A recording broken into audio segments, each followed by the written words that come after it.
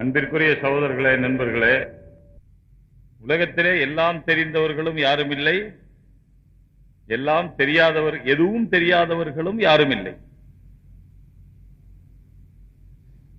அறிஞர்கள் என்று சொல்லப்படக்கூடியவர்கள் இருக்கிறார்களே, அவர்களும் எல்லா நேரத்திலும் எல்லா விஷயத்திலும் அவர்கள் அறிஞர்களாக இருப்பதில்லை. அறிஞர்கள் கூட சில விஷயத்திலே சில சந்தர்ப்பத்திலே அறிவிலிகளாக ஆகிவிடுகிறார்கள். அறிவிலிகள் கூட சில சமயத்திலே அறிஞர்களாக ஆகிவிடுகிறார்கள். ஆகையினால் பொதுவாக மனிதர்களுக்கு தெரியாது என்ற எண்ணம் மிகைத்திருக்கணும். எனக்கு தெரியாதவை ஏராளமாக இருக்கிறது என்ற எண்ணம் இருக்கணும். இரண்டாவது, நான் தெரிந்து கொள்ளணும் என்ற ஆசை இருக்கணும். இரண்டும் இருந்தால் மனிதன் வளர்ந்து கொண்டிருக்கிறான் என்ற அர்த்தம். இல்லையானால் அவன் மாடாக ஆகிக் கொண்டிருக்கிறான் என்ற அர்த்தம்.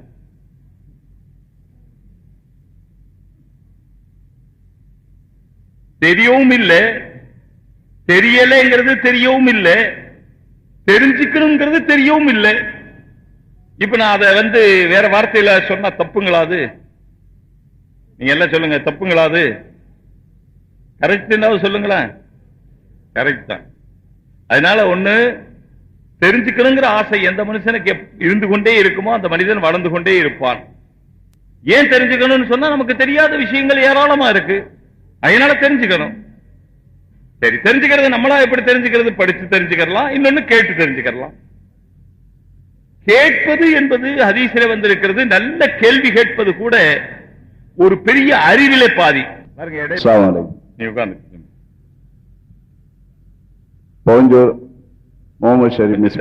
கொஞ்சம் தள்ளி வைங்க மைக்க. போலூர் பவுஞ்சூர் ஜமாத்தே இஸ்லாமிய அகீதா என்ன? அவர்களை அஹ்லுஸ் சுன்னத் வல் ஜமாத்தினர் அவர்களை நாம் எப்படி பயன்படுத்த வேண்டும்? அவர்கள் யார்? அவர்களுடைய அகீதா என்ன என்பது பற்றி சுருக்கமான விளக்கம் தெரிந்து கொள்ள ஆசைப்படும். ஜமாத்தே இஸ்லாமியினுடைய அகீதா, நம்முடைய அகீதா என்னவோ அதுதான் அவங்களுடைய அகீதாவும், அவங்களுடைய அகீதா என்னவோ அதான் நம்முடைய அகீதாவும். ஆனா என்ன வித்தியாசம் சொன்னா, மேல ஷர்ட் போடணும், கீழே லுங்கி கட்டணும். இதான நம்ம அகீதா எல்லாருக்கும். இப்போ மேல அவங்க ஷர்ட் மட்டும் போட்டிருக்கிறாங்க, லுங்கி கட்டல, வச்சிருக்கிறாங்க, கட்ட மாட்டேங்கிறாங்க. இவ்வளவுதான் வித்தியாசம். நாம் சொல்றோம் தீன், இபாதத், தொழுகை, நோன்பு, ஹஜ்ஜு இவைகள் தான் முதலிடம். பணம், பொருளாதாரம், அரசியல், நிர்வாகங்கள், உலக நடவடிக்கைகள் இதுவெல்லாம் இரண்டாம் பட்சம். தொழுகை, நோன்பு, ஹஜ்ஜு அல்லாஹ்வுக்கு நேரடியாக செய்யப்படக்கூடிய வணக்கங்கள் தான் முதலிடம் பெற வேண்டும். அவைகளுக்காகத்தான் நாடும் நாட்டு நடப்பும் அரசியலும் பொருளாதாரமும் பணமும், பணம் இல்லாமல் இருப்பதும் இதுவெல்லாம் இபாதத்துக்காகத்தான் என்று நாம் சொல்லுகிறோம். அவங்க சொல்றாங்க அரசியல், பொருளாதாரம், நாட்டு நடப்புக்காகத்தான் தொழுகை. இந்த நாட்டு நடப்பு சீர்திருத்தத்துக்கு தொழுகை வேணும். தொழுது அல்லாஹ்வை பயக்கூடியவராக ஆனால் அவர் நாட்டு நடப்பு சீர்திருத்தமாக நடக்கும். ஆகையால் நாட்டு நடப்புக்காக தொழுகை என்று அவர்கள் சொல்லுகிறார்கள். நாம சொல்றோம் தொழுகைக்காக நாட்டு நடப்பு நாம சொல்றோம். இதுதான் வித்தியாசம். இந்த அடிப்படை வித்தியாசம் வர்ற காரணத்தினால இபாதத்தினுடைய மகிமை குறைஞ்சு போகுது. அல்லாஹ்வுடைய நம்பிக்கையில் இருக்க வேண்டிய அந்த நம்பிக்கை உண்டாக்கக்கூடிய வணக்க வழிபாடுகளில் இருக்கக்கூடிய ஈர்ப்பு குறைஞ்சு போகுது, அதனுடைய கவர்ச்சி குறைஞ்சு போகுது. யார் இபாதத்தை கொண்டு வந்து கொடுத்தார்களோ அந்த நபிமார்களின் மீது உள்ள லைஃப் குறைஞ்சு போகுது. அதனால் அவர்களையே குற்றம் சொல்லக்கூடிய நிலையிலே தஃபீமுல் குர்ஆன்ல பல இடத்துல, அல்லாமா மௌதூதி எழுதின தஃபீமுல் குர்ஆன்ல பல இடத்துல நபிமார்களை பற்றியே குறை சொல்லக்கூடிய வார்த்தைகள் சொல்லி இருக்கிறார். அதே போல சஹாபாக்களை பற்றி அவதூறான, ஆனால் அவர்களை பற்றி விமர்சனம் செய்கிற உரிமை நமக்கு ஏன் இல்லை என்று கேட்டு அவர்களை பற்றி தவறான, அவர்கள் வட்டி தின்கிறவர்களாக இருந்தார்கள், அவர்கள் பொறாமையின் சூழ்ச்சிக்காரர்களாக இருந்தார்கள். பத்ர் சம்பந்தமானதுனால பத்ர் சம்பந்தமான ஆயாத்துகளுக்கு இடையில இந்த விளக்கங்கள் எல்லாம் தஃபீமுல் குர்ஆனிலே மௌதூதி அவர்கள் எழுதியிருந்தார்கள். ஆனால் ஒரு ஆசிரியர் ஒரு கிதாபை எழுத முடித்த பிறகு அந்த கிதாபிலே எதையும் சேர்க்கவோ அல்லது எதையும் நீக்கவோ கூடாது என்று எழுத்து துறை மரபுக்கு துரோகமாக இன்றைய ஜமாத்தே இஸ்லாமியினர்கள் அந்த கிதாபுகளிலே எதுவெல்லாம் ஆட்சேபனைக்குரிய விஷயங்களோ அவைகளை எடுத்துவிட்டு இவர்கள் பிரிண்ட் போட்டுக் கொண்டிருக்கிறார்கள். இவர்கள் அல்லாஹ்வையும் ஏமாற்றுகிறார்கள், அவர்களுடைய தலைவரான மௌதூதிக்கும் துரோகம் செய்கிறார்கள். அவருடைய கிதாபில் எதையும் எடுக்கக்கூடாது. எப்போ ஒருத்தர் ஒண்ணு எடுக்கலான்னு வந்துச்சு, இன்னொருத்தர் இன்னொன்னு எடுப்பார், இன்னொருத்தர் இன்னொன்னு எடுப்பார். யாருக்கு எதுவெல்லாம் சாதகமோ எடுப்பாங்க, யாருக்கு எதுவெல்லாம் சாதகமோ சேர்ப்பாங்க. ஏன்னா அடிக்குறிப்பு எழுதலாமே தவிர சேர்க்கக்கூடாது, எடுக்கக்கூடாது. ஆகையினால் இவர்கள் அல்லாஹ்வுடைய அதே போல அதை விட முக்கிய அதை விட்டு விட்டால் கூட ரசூலுடைய, நபிமார்களுடைய, சஹாபாக்களுடைய அந்தஸ்தை குறைக்கிறார்கள். அவர்களுடைய மரியாதை தான் இந்த தீனை நிலை பெறச் செய்யும். அவர்களின் மீது மரியாதை போய்விட்டால் தீன் போய்விடும், இபாதத்தினுடைய முக்கியத்துவம் போய்விடும். அதே போல மற்ற அமல்களுடைய முக்கியத்துவம் போய்விடும். அமல்களுடைய முக்கியத்துவம் போய்விட்டால் மனிதர்களுடைய தீன் நிலைபெற முடியாது. அரசியலும் பொருளாதாரமும் இரண்டாம் பட்சமே தவிர முதல் பட்சம் அல்ல. ஈமானும் ஆமால சாலிஹாவும் தான் முதல் பட்சம் என்று நாம் சொல்லுகிறோம். அவர்கள் அரசியலும் பொருளாதாரம் முதல் பட்சம் என்று சொல்லி மற்றவர்களை விவரிக்கிறார்கள். இது ஆகப்பெரிய தீனை 6 அடி அல்ல 60 அடி குழி தோண்டி புதைக்கக்கூடிய சமாச்சாரம். ஆனால் விளங்குவதிலே கொஞ்சம் சிறு சிரமம் இருக்கிற காரணத்தினாலே சில பேர் வழி தவறி போகிறார்கள். மேற்கொண்டு விவரங்கள் தேவைப்பட்டால் விவரமான கேளுங்கள் அல்லது எழுதி கேளுங்கள் இன்ஷா அல்லாஹ். அடுத்தது मुसलमान तहारत के साथ कुरान को छीन सकता है या नहीं? कैसे? एक बागुस्ल मुसलमान तहारत के साथ मुसलमान तहारत के साथ कुरान को छीकर पढ़ सकता है या नहीं? एक नंबर चलिए बागुस्ल मुसलमान तहारत के साथ यानी वजू के साथ सी सकता है, पढ़ सकता है। नंबर 2 नमाजी के आगे से गुजरने की हद क्या है? अगर बड़ी मस्जिद और கேக்குறாரு தொழுகை ஆளிக்கு முன்னால போலாமா போக கூடாதா, அதுக்கு என்ன விவரம்னு கேக்குறாரு. சின்ன பள்ளியா இருந்தால் தொழுகை ஆளிக்கு முன்னால போக கூடாது. பெரிய பள்ளியா இருந்தால் தொழுகை ஆளி சஜ்தா செய்யற இடத்துக்கு அப்பாலே போகலாம். இப்ப கேள்வி வரும், பெரிய மஸ்ஜித் எது சின்ன மஸ்ஜித் எது என்று கேள்வி வரும். அது பழக்கத்துல நம்ம பார்த்து இது பெரிய மஸ்ஜிதா சின்ன மஸ்ஜிதா நம்ம சொல்றோமா இல்லையா? இது என்ன பெருசா சின்னதானா? நம்ம சிலதை பெருசுன்னு சொல்லுவோம், சிலது சின்னதுன்னு சொல்லுவோம். நமக்கே தெரியும். பழக்கத்தில் எதை பெரிது என்று சொல்லுகிறோமோ அது பெரிது, பழக்கத்தில் எதை சிறிது என்று சொல்லுகிறோமோ அது சிறிது. சிறிய மஸ்ஜிதில் போகவே கூடாது, பெரிய மஸ்ஜிதில் சஜ்தாவுடைய இடத்துக்கு அப்பாலே போகலாம். அஸ்ஸலாமு அலைக்கும். என் பெயர் அப்துல் காதர் சூளைமேடு. கண்ணியத்திற்குரிய மரியாதைக்குரிய ஹஜ்ரத் அவர்களே, கிறிஸ்துவர்கள் பள்ளிக்கூடங்களில் கல்லூரிகளிலும் உலக கல்வியும் அவர்களுடைய மார்க்க கல்வியும் கற்ற பாதிரியார்கள் இன்று பெரும்பான்மையான கிறிஸ்துவர் நிறுவனங்களில், கல்வி நிறுவனங்களில் முதல்வர்களாகவும் ஆசிரியர்களாகவும் வேலை செய்கிறார்கள். அவர்களுக்கு மாதம் குறைந்தபட்சம் 10,000 ரூபாய் வருமானம் இருக்கின்றது. ஆனால் நம்முடைய மதரசாக்களில் அப்படிப்பட்ட உலக கல்வியையும் மார்க்க கல்வியையும் போதித்து பட்டதாரிகளாக மாற்றினால், 2 கல்வியையும் போதித்து பட்டதாரிகளாக மாற்றினால் நம் சமுதாயத்திற்கும் தனிப்பட்ட முறையில் உலமாக்களுடைய நல்வாழ்வுக்கும் நம்முடைய சமுதாய மக்கள் மத்தியில் விஷயங்களை தெளிவாக பயான் செய்வதற்கும் பயனுள்ளதாக இருக்குமே. ஏன் நம் மதரசாக்களில் அத்தகைய பாடத்திட்டங்களை கொண்டு வரக்கூடாது? தயவு செய்து விளக்கம் தேவை. மொத்தத்தில் நீங்க தெளிவா பயான் செய்றீங்க.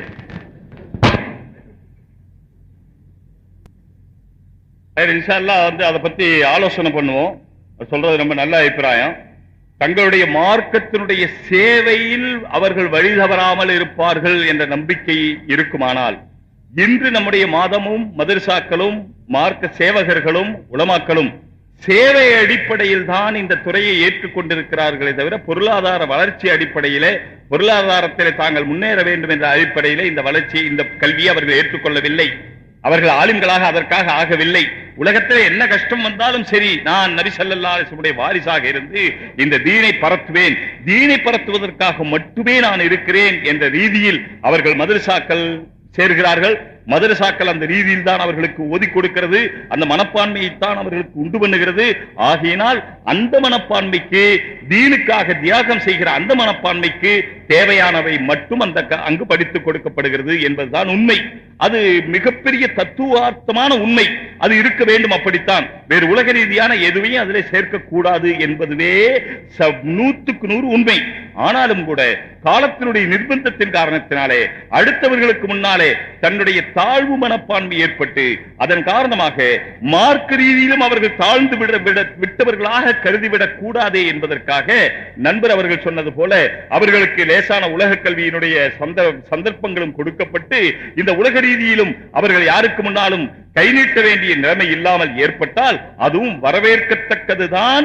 ஆனால் மார்க்கத்துக்காக தியாகம் செய்யக்கூடிய மனப்பான்மை மாறாமல் இருக்கும் என்றால் அதை செய்யலாம். இன்ஷா அல்லாஹ் அதை பற்றி மஷ்வரா செய்து செய்யலாம்.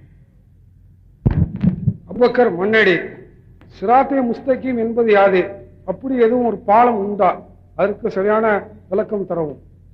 யாருண்டா சிராத்துல் முஸ்தகீம் யாருன்னு கேக்குறீங்க? யாது யாது யாது ஒண்ணு நீங்களா இருக்கணும், இல்ல நானா இருக்கணும். சிராத்துல் முஸ்தகீம் யாருன்னு கேட்டா, யாரெல்லாம் நேரான வழியிலே நடக்கிறார்களோ அவர்கள் எல்லாம் சிராத்துல் முஸ்தகீம் பெற்றவர்கள் அப்படின்னு சொல்லணும். சிராத்துல் முஸ்தகீம் பாலம் இருக்கிறதா என்றால் ஹதீசுகளிலே, தெளிவான ஹதீசுகளிலே தவாத்துருடைய தர்ஜாவில், அதாவது மறுக்க முடியாத அளவில் உள்ள ஹதீசுகளில் இருந்து தனித்தனிப்பட்ட முறையில் அந்த ஹதீஸை பார்த்தா அப்படி தெரியாது. ஆனா எல்லா ஹதீஸையும் ஒட்டுமொத்தமா சேர்த்து பார்த்தால் கியாமத்துடைய நாளையிலே அல்லாஹு தஆலா ஒன்றை ஏற்படுத்துவான். அது ஒரு பாலம் என்ற பெயரில் சொல்லப்படுகிறது. அது இந்த மாதிரி பாலம், இப்ப இங்க மெட்ராஸ்ல கட்டின மாதிரி பாலம் விவகாரம் மாதிரி அது ஆகாது. இது பாலம் ஓவர் பிரிட்ஜ் பாலம், அதுல இல்லவோ விவகாரம் எல்லாம் வந்து அது மாதிரிலாம் அது ஆகாது. அது எப்படி இருக்கும் என்பது அங்கே போன பிறகுதான் தெரியும். ஹதீஸிலே நமக்கு விளங்குவதற்காக அது பாலம் என்று சொல்லப்பட்டிருக்கிறது. பாலம் என்று நம்ப வேண்டும். அந்த பாலத்தை கடந்தே ஆக வேண்டும். அதிலே தவறு செய்தவர்கள் பாலத்திலே கலாலீபு, அதிலே கொக்கிகள் இருக்கும், அதிலே மாட்டி அவர்கள் நரகத்திலே விழுந்து விடுவார்கள். இதுவெல்லாம் வந்திருக்கிறது. இதுவெல்லாம் எப்படி இருக்கும்? பம்பாயில போனதுக்கு பிறகு அந்த மியூசியம் எப்படி இருக்கும் நீங்க உட்கார்ந்து ஒருத்தருக்கு பம்பாய் ட்ரெயின்ல போகும்போது கேட்டா, அப்ப நம்ம என்ன சொல்லுவோம்? நம்ம தான் பம்பாய் போறோம் இல்ல, அங்க போய் பார்த்துக்கறலாம்னு சொல்லுவோம். அதே போல நம்ம தான் ஜன்னத்துக்கு போய்கிட்டு ஆகரத்துக்கு போய்கிட்டு இருக்கிறோம் இல்ல, சிராத்துல நம்மளும் போவோம் இல்ல, அப்ப பார்த்துக்கிறோம் இன்ஷா அல்லாஹ்.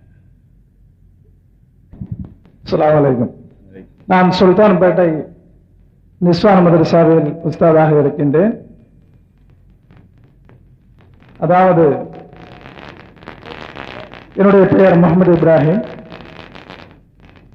முத்தலாக்கு வேண்டும் என்று ஒரு கணவன் தன்னுடைய மனைவியை முத்தலாக்கு கொடுத்து விட்டான். பிறகு அந்த மனைவியை மீண்டும் திருமணம் செய்து கொள்ள ஆசைப்படுகின்ற காரணத்தினால் அதற்கு நம்முடைய ஷரியத் பிரகாரம் ஹலாலா என்ற ஒரு முறையை செய்ய வேண்டும். பிறகுதான் மனைவி, அதாவது திருமணம் செய்து பிறகு அவர்கள் தலா கொடுத்து பிறகு மனைவி ஆக்கிக் கொள்ளலாம் என்ற முறை இருக்கிறது. ஆனால் இந்த ஹலாலா செய்வது, கணவன் தவறு செய்த காரணத்தினாலே ஹலாலா செய்ய வேண்டும். மனைவி எந்த தவறும் செய்யவில்லையே, அவளுக்கு இந்த தண்டனை சரிதானா என்பதை தாங்கள் தெளிவுபடுத்த வேண்டும் என்று கேட்டுக்கொள்கின்றேன். அதாவது தலாக்கு கொடுத்தது கணவர், அவர் செய்தது தவறு. தலாக்கு கொடுக்கப்பட்ட மனைவி எந்த தவறு செய்யல இல்ல. அதனால அவர் ஏன் இன்னொரு கணவரை கல்யாணம் செய்து அந்த கணவரோட இருந்து வரணும் அப்படின்னு கேட்கிறார். இப்ப மனைவியும் சம்மதிச்சா தானே இரண்டாவது கல்யாணமே நடக்கும். இரண்டாவது கல்யாணம் நடக்கிறது, இந்த மனைவி சம்மதிச்சாதான் நடக்கும். இவர் ஏன் சம்மதிக்கணும்? இரண்டாவது கல்யாணம் பண்றதுக்கு மனைவி ஏன் சம்மதிக்கணும்? கணவன் பிறகு அந்த மனைவியை மீண்டும் திருமணம் செய்து கொள்ள வேண்டும் என்று ஆசைப்படுகின்றார். ஏதோ தவறுதலாக சொல்லிவிட்டார் முத்தலாக்கு. பொண்ணு ஆசைப்படுது, பொண்ணு ஆசைப்படுது. அப்படி பொண்ணு ஆசைப்படுற காரணத்தினால ஏற்கனவே அவர் தலா கொடுக்கிற மாதிரி நடந்திருக்க கூடாது இல்லையா?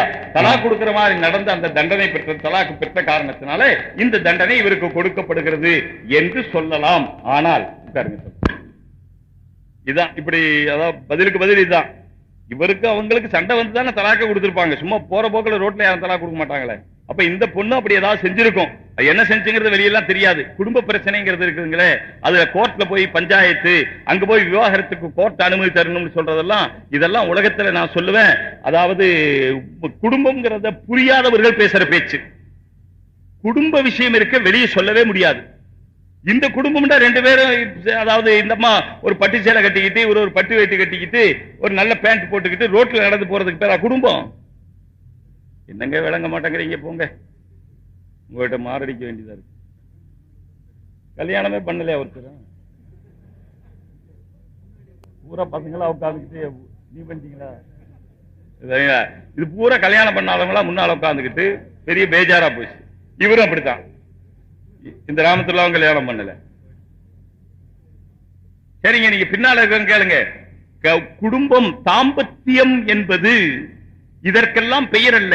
கணவர் சம்பாரிச்சு கொண்டு வந்து கொடுக்கிறது, வீட்டுல மனைவி சிக்கன் வாங்கி 65 செய்யறது, ரெண்டு பேரும் ஒன்னா உட்கார்ந்து சாப்பிடு, நீயும் சாப்பிடு நானும் சாப்பிடுன்னு சொல்றது, இவர் அந்தம்மா வாயில் எடுத்து வைக்கிறது, இந்த இவர் வாயில் எடுத்து வைக்கிறது, வாயில் எடுத்துன்னா வாந்தி எடுத்து, அது இதெல்லாம் வந்து அசல்ல தாம்பத்தியம் இல்ல. தாம்பத்தியம்ங்கிறது அது ஒரு ரகசிய உறவு. அந்த ரகசிய உறவில் ஏற்படுகிற விரிசல்களை கணவன் மனைவிதான் புரிந்து கொள்ள முடியும். வாலிபத்தில் ஏற்படும் விரிசல்கள் அது ஒரு வகை, இடைத்தட்டில் ஏற்படுகிற விரிசல்கள் அது வேறு வகை, கடைசி தட்டில் ஏற்படுகிற விரிசல்கள் அது வெவ்வேறு வகை. இதெல்லாம் யாரும் சொல்லி எல்லாம் புரிய வைக்க முடியாது, அவரவருக்கு தான் தெரியும். நீங்க போய் பாருங்க, அதாவது நல்ல அந்த செக்சுவல் டாக்டர்களிடத்துல போய் ஆம்பளை போய் மருந்து வாங்கிட்டு இருப்பாங்க. எப்ப உனக்கே முடியலையே, பேசாம அல்லாஹும்ம பிஸ்மிக்க அமூத்து வஹியான்னு தூங்க வேண்டியதுதானே, எதுக்கு போயிட்டு நீ போய் மருந்து வாங்கிட்டு இருக்கிற அப்படின்னு கேட்டா அதுல ஒரு ரகசியம் இருக்கு, அதெல்லாம் சொல்ல முடியாது. அதுதான் அதெல்லாம் வெளியே சொல்ல முடியாது. அதனால அந்த உறவுகள்ல ஏற்படக்கூடிய விரிசல்களால் தான் தலாக்கு வருது. அந்த தலாக்குல ரெண்டு பேருக்கும் சம்பந்தம் இருக்கும்.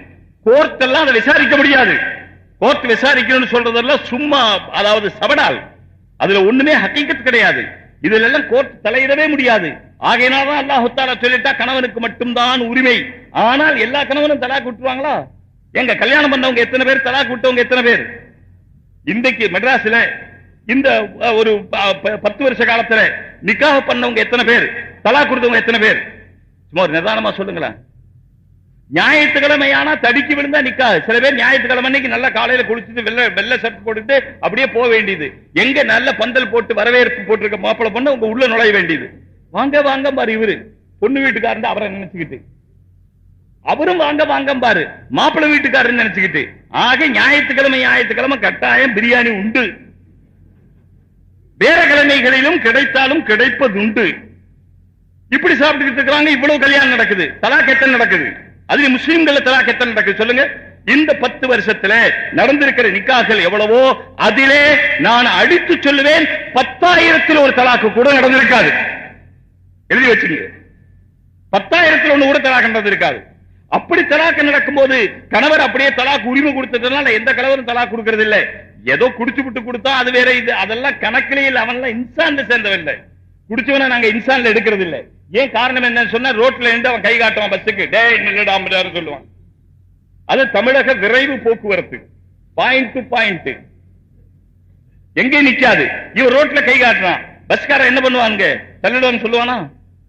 அவன்கிட்ட போய் இறங்கிட்டான்னு பேசுவானா? மரியாதையா ஸ்லோ பண்ணி பிரேக் பிடிச்சு சைட்ல இறக்கி அந்த பக்கமா பஸ் மெதுவா ஏற்றி கொண்டு போயிடுவான். ஆனா அதே நேரத்தில் எறும்பாடு நின்று ஆரன் அடிப்பான். அவன் நிக்கிற இடத்துல, குடிச்சவன் நின்ற இடத்துல 2 எரும மாடு நின்றா ஆரன் அடிச்சு அப்படியா நகத்தை பார்ப்பான். இவன் அப்போ எரும மாட்டை விட யார மோசமா கணக்கு பண்ணி வச்சிருக்கிறான். அதாங்க விஷயம். இவனெல்லாம் தலாக் கொடுத்தா இதுக்கெல்லாம் தலாக்குன்னு பேரா? ஆனா மார்க்கம் அதை செல்லுபடியாக்குது. தலாக்கு அவன் குடித்த காரணத்தினால், குடித்த குற்றத்துக்கு தண்டனையாக அவனுடைய தலாக்கை மார்க்கம் செல்லுபடியாக்குது. அது வேற விஷயம். ஆனால் நினைவோடு, சுய நினைவோடு ஒருத்தன் தலாக் கொடுக்கிறதா இருந்தா அங்க விரிசல் ஏற்பட்டிருக்கும். என்ன விரிசல்னா நீங்க கேட்க கூடாது. அந்த 2 பேருக்கு சம்பந்தம் இருக்கு அந்த விரிசல்ல. ஆகையினால் மார்க்கம் தலாக்கு கொடுத்த பிறகு வேறொரு கல்யாணம் பண்ணி அந்த கணவனோடு ஒரு குடும்பம் நடத்தி பிறகு அந்த கணவன் விட்டாலோ அல்லது இருந்தால்தான் இந்த முதல் கணவனை திருமணம் செய்ய முடியும் என்ற சட்டமாகிறது. இப்படி செய்ய வேண்டும் என்பதற்காக அல்ல. பின் எதற்காக? இடையில கேளுங்க. திருடனா கை வெட்டணும், வலது கை வெட்டணும். திருடனா வலது கை வெட்டணும். வலது கையை வெட்டிடுறதுங்கிறது என்ன சாதாரண விஷயமா? ஒரு மனிதனுடைய வலது கையை வெட்டி தூக்கி எறிஞ்சிடுறதுங்கிறது சாதாரண விஷயமா? வாழ்க்கையில எவ்வளவு பெரிய கேடு, எவ்வளவு பெரிய நஷ்டம், எவ்வளவு பெரிய இழப்பு. ஆனால் மார்க்கம் கையை வெட்ட சொல்லுது. இது கொடுமை இல்லையா? இது கடுமை இல்லையா? இது வேதனை இல்லையா? இது சோதனை இல்லையா? இது இஸ்லாம் செய்கிற இழுக்கு. அடக்கிருக்கு கேளு. கையை வெட்டுறதுக்காக சட்டம் இல்லை. இவன் கை வெட்டுறதுன்னு கேள்விப்பட்ட திருட மாட்டான். அப்படி எங்கேயாவது ஒருத்தர் திருடிட்டு கை வெட்டினால் இந்த வெட்டனதை பார்த்தவன், வெட்டனதை கேள்விப்பட்டவன், கேள்விப்பட்டவன்ட்ட கேள்விப்பட்டவன், கேள்விப்பட்டவன்ட்ட கேள்விப்பட்டவனோட பேரை திருட மாட்டான். அவங்க ராதாவோட கை வெட்டினாங்களாம். என்ன சொல்லுவாமா? இவன் கை வெட்டலங்க, இவங்க அத்தா கையும் வெட்டல, இவங்க ராதாவோட கையை வெட்டிட்டாங்களான்னு கேள்விப்பட்டாலே இவன் திருட்டு பக்கம் போக மாட்டான். திருடு நடக்காமல் இருப்பதற்காக கை வெட்டப்படுகிறதே தவிர காலையில 10 கை, மத்தியானம் 10 கை, 12 மணிக்கு 10 கை, 2 மணிக்கு 10 கை, 3 மணிக்கு 20 கை, 5 மணிக்கு 80 கை, 6 மணிக்கு 100 கை, அப்படி தினம் கையா வெட்டி வெட்டி கோழி தலையை தூக்கி போடுற மாதிரி போடுறது கல்ல. சட்டத்தை விளங்கணும். வெறும் சட்டம் படிச்சா பத்தாது. சட்டம் படிக்கிறது வேற, சட்டம் விளங்குறது வேற. தீன படிக்கிறது வேற, தீன விளங்குறது வேற. மை யுரிதில்லாஹு பிஹி கைரன் யுஃபக்கிஹு ஃபித்தீன். யாருக்கு அல்லாஹ் கைரை கொடுக்க நாடுகிறானோ தீனிலே விளக்கத்தை கொடுக்கிறான். சட்டம் படிக்கிறது வேற, விளக்கம் படிக்கிறது வேற. அது அல்லாஹ் கொடுக்கிறது. விளக்கம்ங்கிறது அல்லாஹ் கொடுக்கிறது. கை வெட்டுறதுங்கிறது உண்மையில உலகத்துல நடாத்தப்பட வேண்டிய சட்டம். ஏனென்றால் திருட்டை ஒழிக்க வேண்டுமானால் கைவெட்டுதல் என்ற சட்டம் இல்லாமல் முடியாது. விபச்சாரத்தை ஒழிக்க வேண்டுமானால் திருமணமானவர்கள் விபச்சாரம் செய்தால் கல்லால் அடித்துக் கொள்ள வேண்டும். அப்பதான் உலகத்தில் விபச்சாரம் ஒழியும். இல்ல இவனே விபச்சாரத்துக்கு அனுமதிக்கிறான, இவனே என்ன பண்ணலாம்? பத்திரிகையில போட்டுருங்க, ஆணுரை இல்லாத உடல் உறவு பாராசூட் இல்லாமல் குதித்த மாதிரியா. எதுக்கு எதை உதாரணம் சொன்னா பாத்தீங்களா? அறிவோ அறிவு சுத்தம். ஆணுரை இல்லாத எழுதிக்கங்க, கல்யாணம் இல்ல ஆயிருச்சா? ஆணுரை இல்லாத உடல் உறவு, தகாத உறவு, தகாத உடல் உறவு பாராசூட் இல்லாம குதிச்ச மாதிரியா. அப்ப இவன் ஆணுரை போட்டுக்கிட்டு தகாத உடல் உறவு கொல்ல சொல்றியா? நான் உன்னை கொல்ல சொல்லணும்னு யாராவது சொல்லிட போறாங்க பாத்துக்க. அதனால சகோதரர்களே, இந்த இன்னொரு கல்யாணம் பண்ணி சேர்த்து வைக்கணுங்கிறதால தலாக்கு கொடுக்க கூடாது என்பதை நிர்பந்திக்கிறதுக்காகவே தவிர தண்டனைக்காக என்பது அது 2ஆம் 3ஆம் 4ஆம் பட்சமே தவிர யாரும் தலாக்கு கொடுக்க கூடாது. அதனாலதான் இன்னைக்கு பார்த்திருக்கலாம், அவர் இப்ராஹிம் கேட்டிருக்கிறார். நான் சொல்லுவேன், நம்ம வீடுகள்ல யாரா தலா கொடுத்திருப்பா, அதெல்லாம் சாதாரணமான ஆளுங்க. பொதுவாக நம்ம வீடுகள்ல தலாக்கிற வார்த்தையை மறந்து கூட உச்சரிக்க மாட்டோம். உச்சரிச்சிருக்கீங்களா? வீட்டுல பஞ்சாயத்து 1000 சண்டை இருக்கும். அப்படி செஞ்சு ஆடி, இப்படி செஞ்சை ஆடி, இப்படி செஞ்சு ஆடி. சில வீட்டுல ஆம்பளையும் திட்டுறது உண்டு. பொம்பளைய அன்னைக்கு எங்கே ஒரு பேப்பர்ல பார்த்தேன், மனைவி திட்டி கணவன் தற்கொலை. என்னண்டு திட்டி இருப்பாளோ மகராசி தெரியலையே. மனைவி திட்டி கணவன் தற்கொலை. என்ன வார்த்தையில திட்டி இருந்தா இவன் தற்கொலை பண்ற அளவுக்கு இருந்திருப்பான் தெரியல. அப்படி எல்லாம் உலகத்தில் நடக்கு. 2 பேரும் திட்டிக்கிறாங்க. ஆனா தலாக்ங்கிற வார்த்தை மட்டும் சொல்ல மாட்டாங்க. சொல்லிட்டா, என்னங்க இப்படி சொல்லிட்டீங்க, என்னங்க இப்படி சொல்லிட்டீங்க, என்னங்க இப்படி சொல்லிட்டீங்க. தலாக்ங்கிற சொல்லல, தலாக் சொல்லல. இப்படி செஞ்சா தலாக் சொல்லிடுவேன்னு சொன்னா கூட அப்ப ஒத்துக்க மாட்டான். அதனால வீடுகள்ல தலாக்ங்கிற வார்த்தை உபயோகமே ஆகிறது இல்லை. அதனால இது தலாக்கு கொடுத்த பிறகு அந்த தண்டனை கொடுக்கப்பட்டது அந்த ஆணுக்கோ பெண்ணுக்கோ உரிய தண்டனை என்று கருதுவதை விட தலாக் நடக்காமல் இருப்பதற்கு அல்லாஹ் கையாண்ட ஒரு பெரிய ஹிக்மத். அவ்வளவுதான். கேளுங்க. நான் முகமது உமர், அன்வர்திகான் பேட்டை. இப்போ ஆலிம்களை உலமாக்கல் மௌலானா என்று சொல்றோம். ஆனா குரான்ல அல்லாஹ் தாலாவை தான் அவனை இது பண்றதாதான் குரான்ல வந்து அது விளக்கம் தேவை.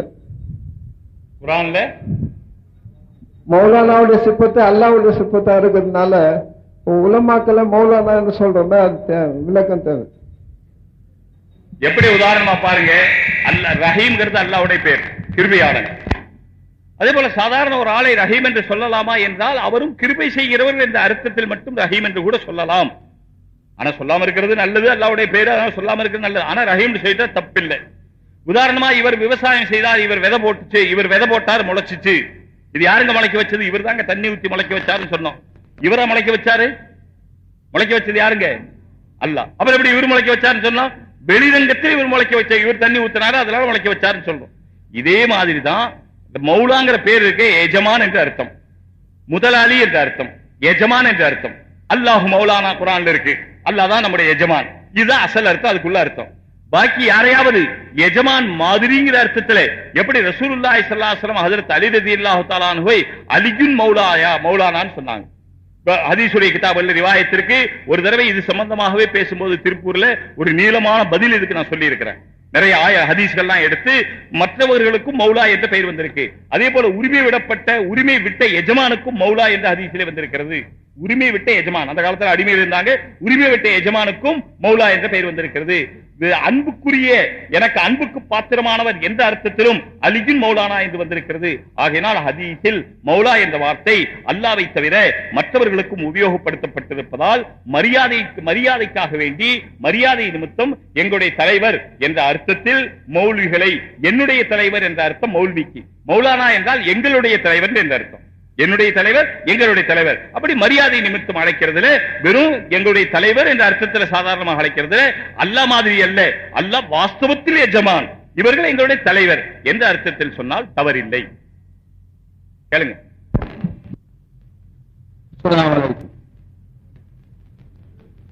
அன்பிற்குரிய ஹஜ்ரத் அவர்களே, எனது ஊர் லெபேக்குடிக்காடு, பெயர் ஹாஜி என் ரஹமத்துல்லா. அதாவது பாங்கு சொல்லும் பொழுது பாஸ் பண்றாங்க, தீனியாத்த பேச்சு நடந்துட்டு இருக்கு. இப்ப பாங்கு சொல்லும் பொழுது தீனியாத்த பேச்சு நிப்பாட்டணுமா நிப்பாட்டக்கூடாதா அப்படிங்கிற பேச்சு வந்து அந்த பள்ளியில போகும்போது தீனியாத்து பேச்சு பாங்கு சொல்லலாம் அப்படின்னு சொன்னாங்க. பாங்கு எங்க சொன்னாங்க? அதாவது சொன்னாங்க, அதாவது பாங் சொன்னாக்க அதுக்கு ஜவாப் சொல்ல வேண்டியிருக்கு நம்ம. அதாவது அஸ்ஹது அன்ன முஹம்மது ரசூலுல்லாஹ் சொல்லும் பொழுது நாம அஸ்ஹது அன்ன முஹம்மதுன்னு சொல்றோம். ஹய்யல் ஸலாத்தும் போது மாஷா அல்லாஹ் கான லக்கும் சொல்றோம். அதாவது அவங்க தீனியாத் செய்யும் பொழுது பாங் சொன்னாங்கன்னாக்க அதை நம்ம தீனியாத்தை நிப்பாட்ட வேண்டியதில்லை, பேசிட்டு இருக்கலாம்னு சொல்றாங்க. அப்ப நம்ம சொல்றது தடைப்பட்டு போகுது. அதனால ஒரு அந்த பாங் சொல்ற நேரத்துல வந்தோம்னா ஒரு 5 நிமிஷம் ஒரு நிப்பாட்டினா என்ன, நேற்று சொல்லும் பொழுது நிப்பாட்ட வேண்டிய அவசியம் இல்லை அப்படின்னாங்க. ஆனா பல இடங்களை நான் பார்த்திருக்கேன், பாங்க சொல்லும் பொழுது நிப்பாட்டிடுறாங்க. இது உங்க அபிப்பிராயமா இல்ல மசாலாவா?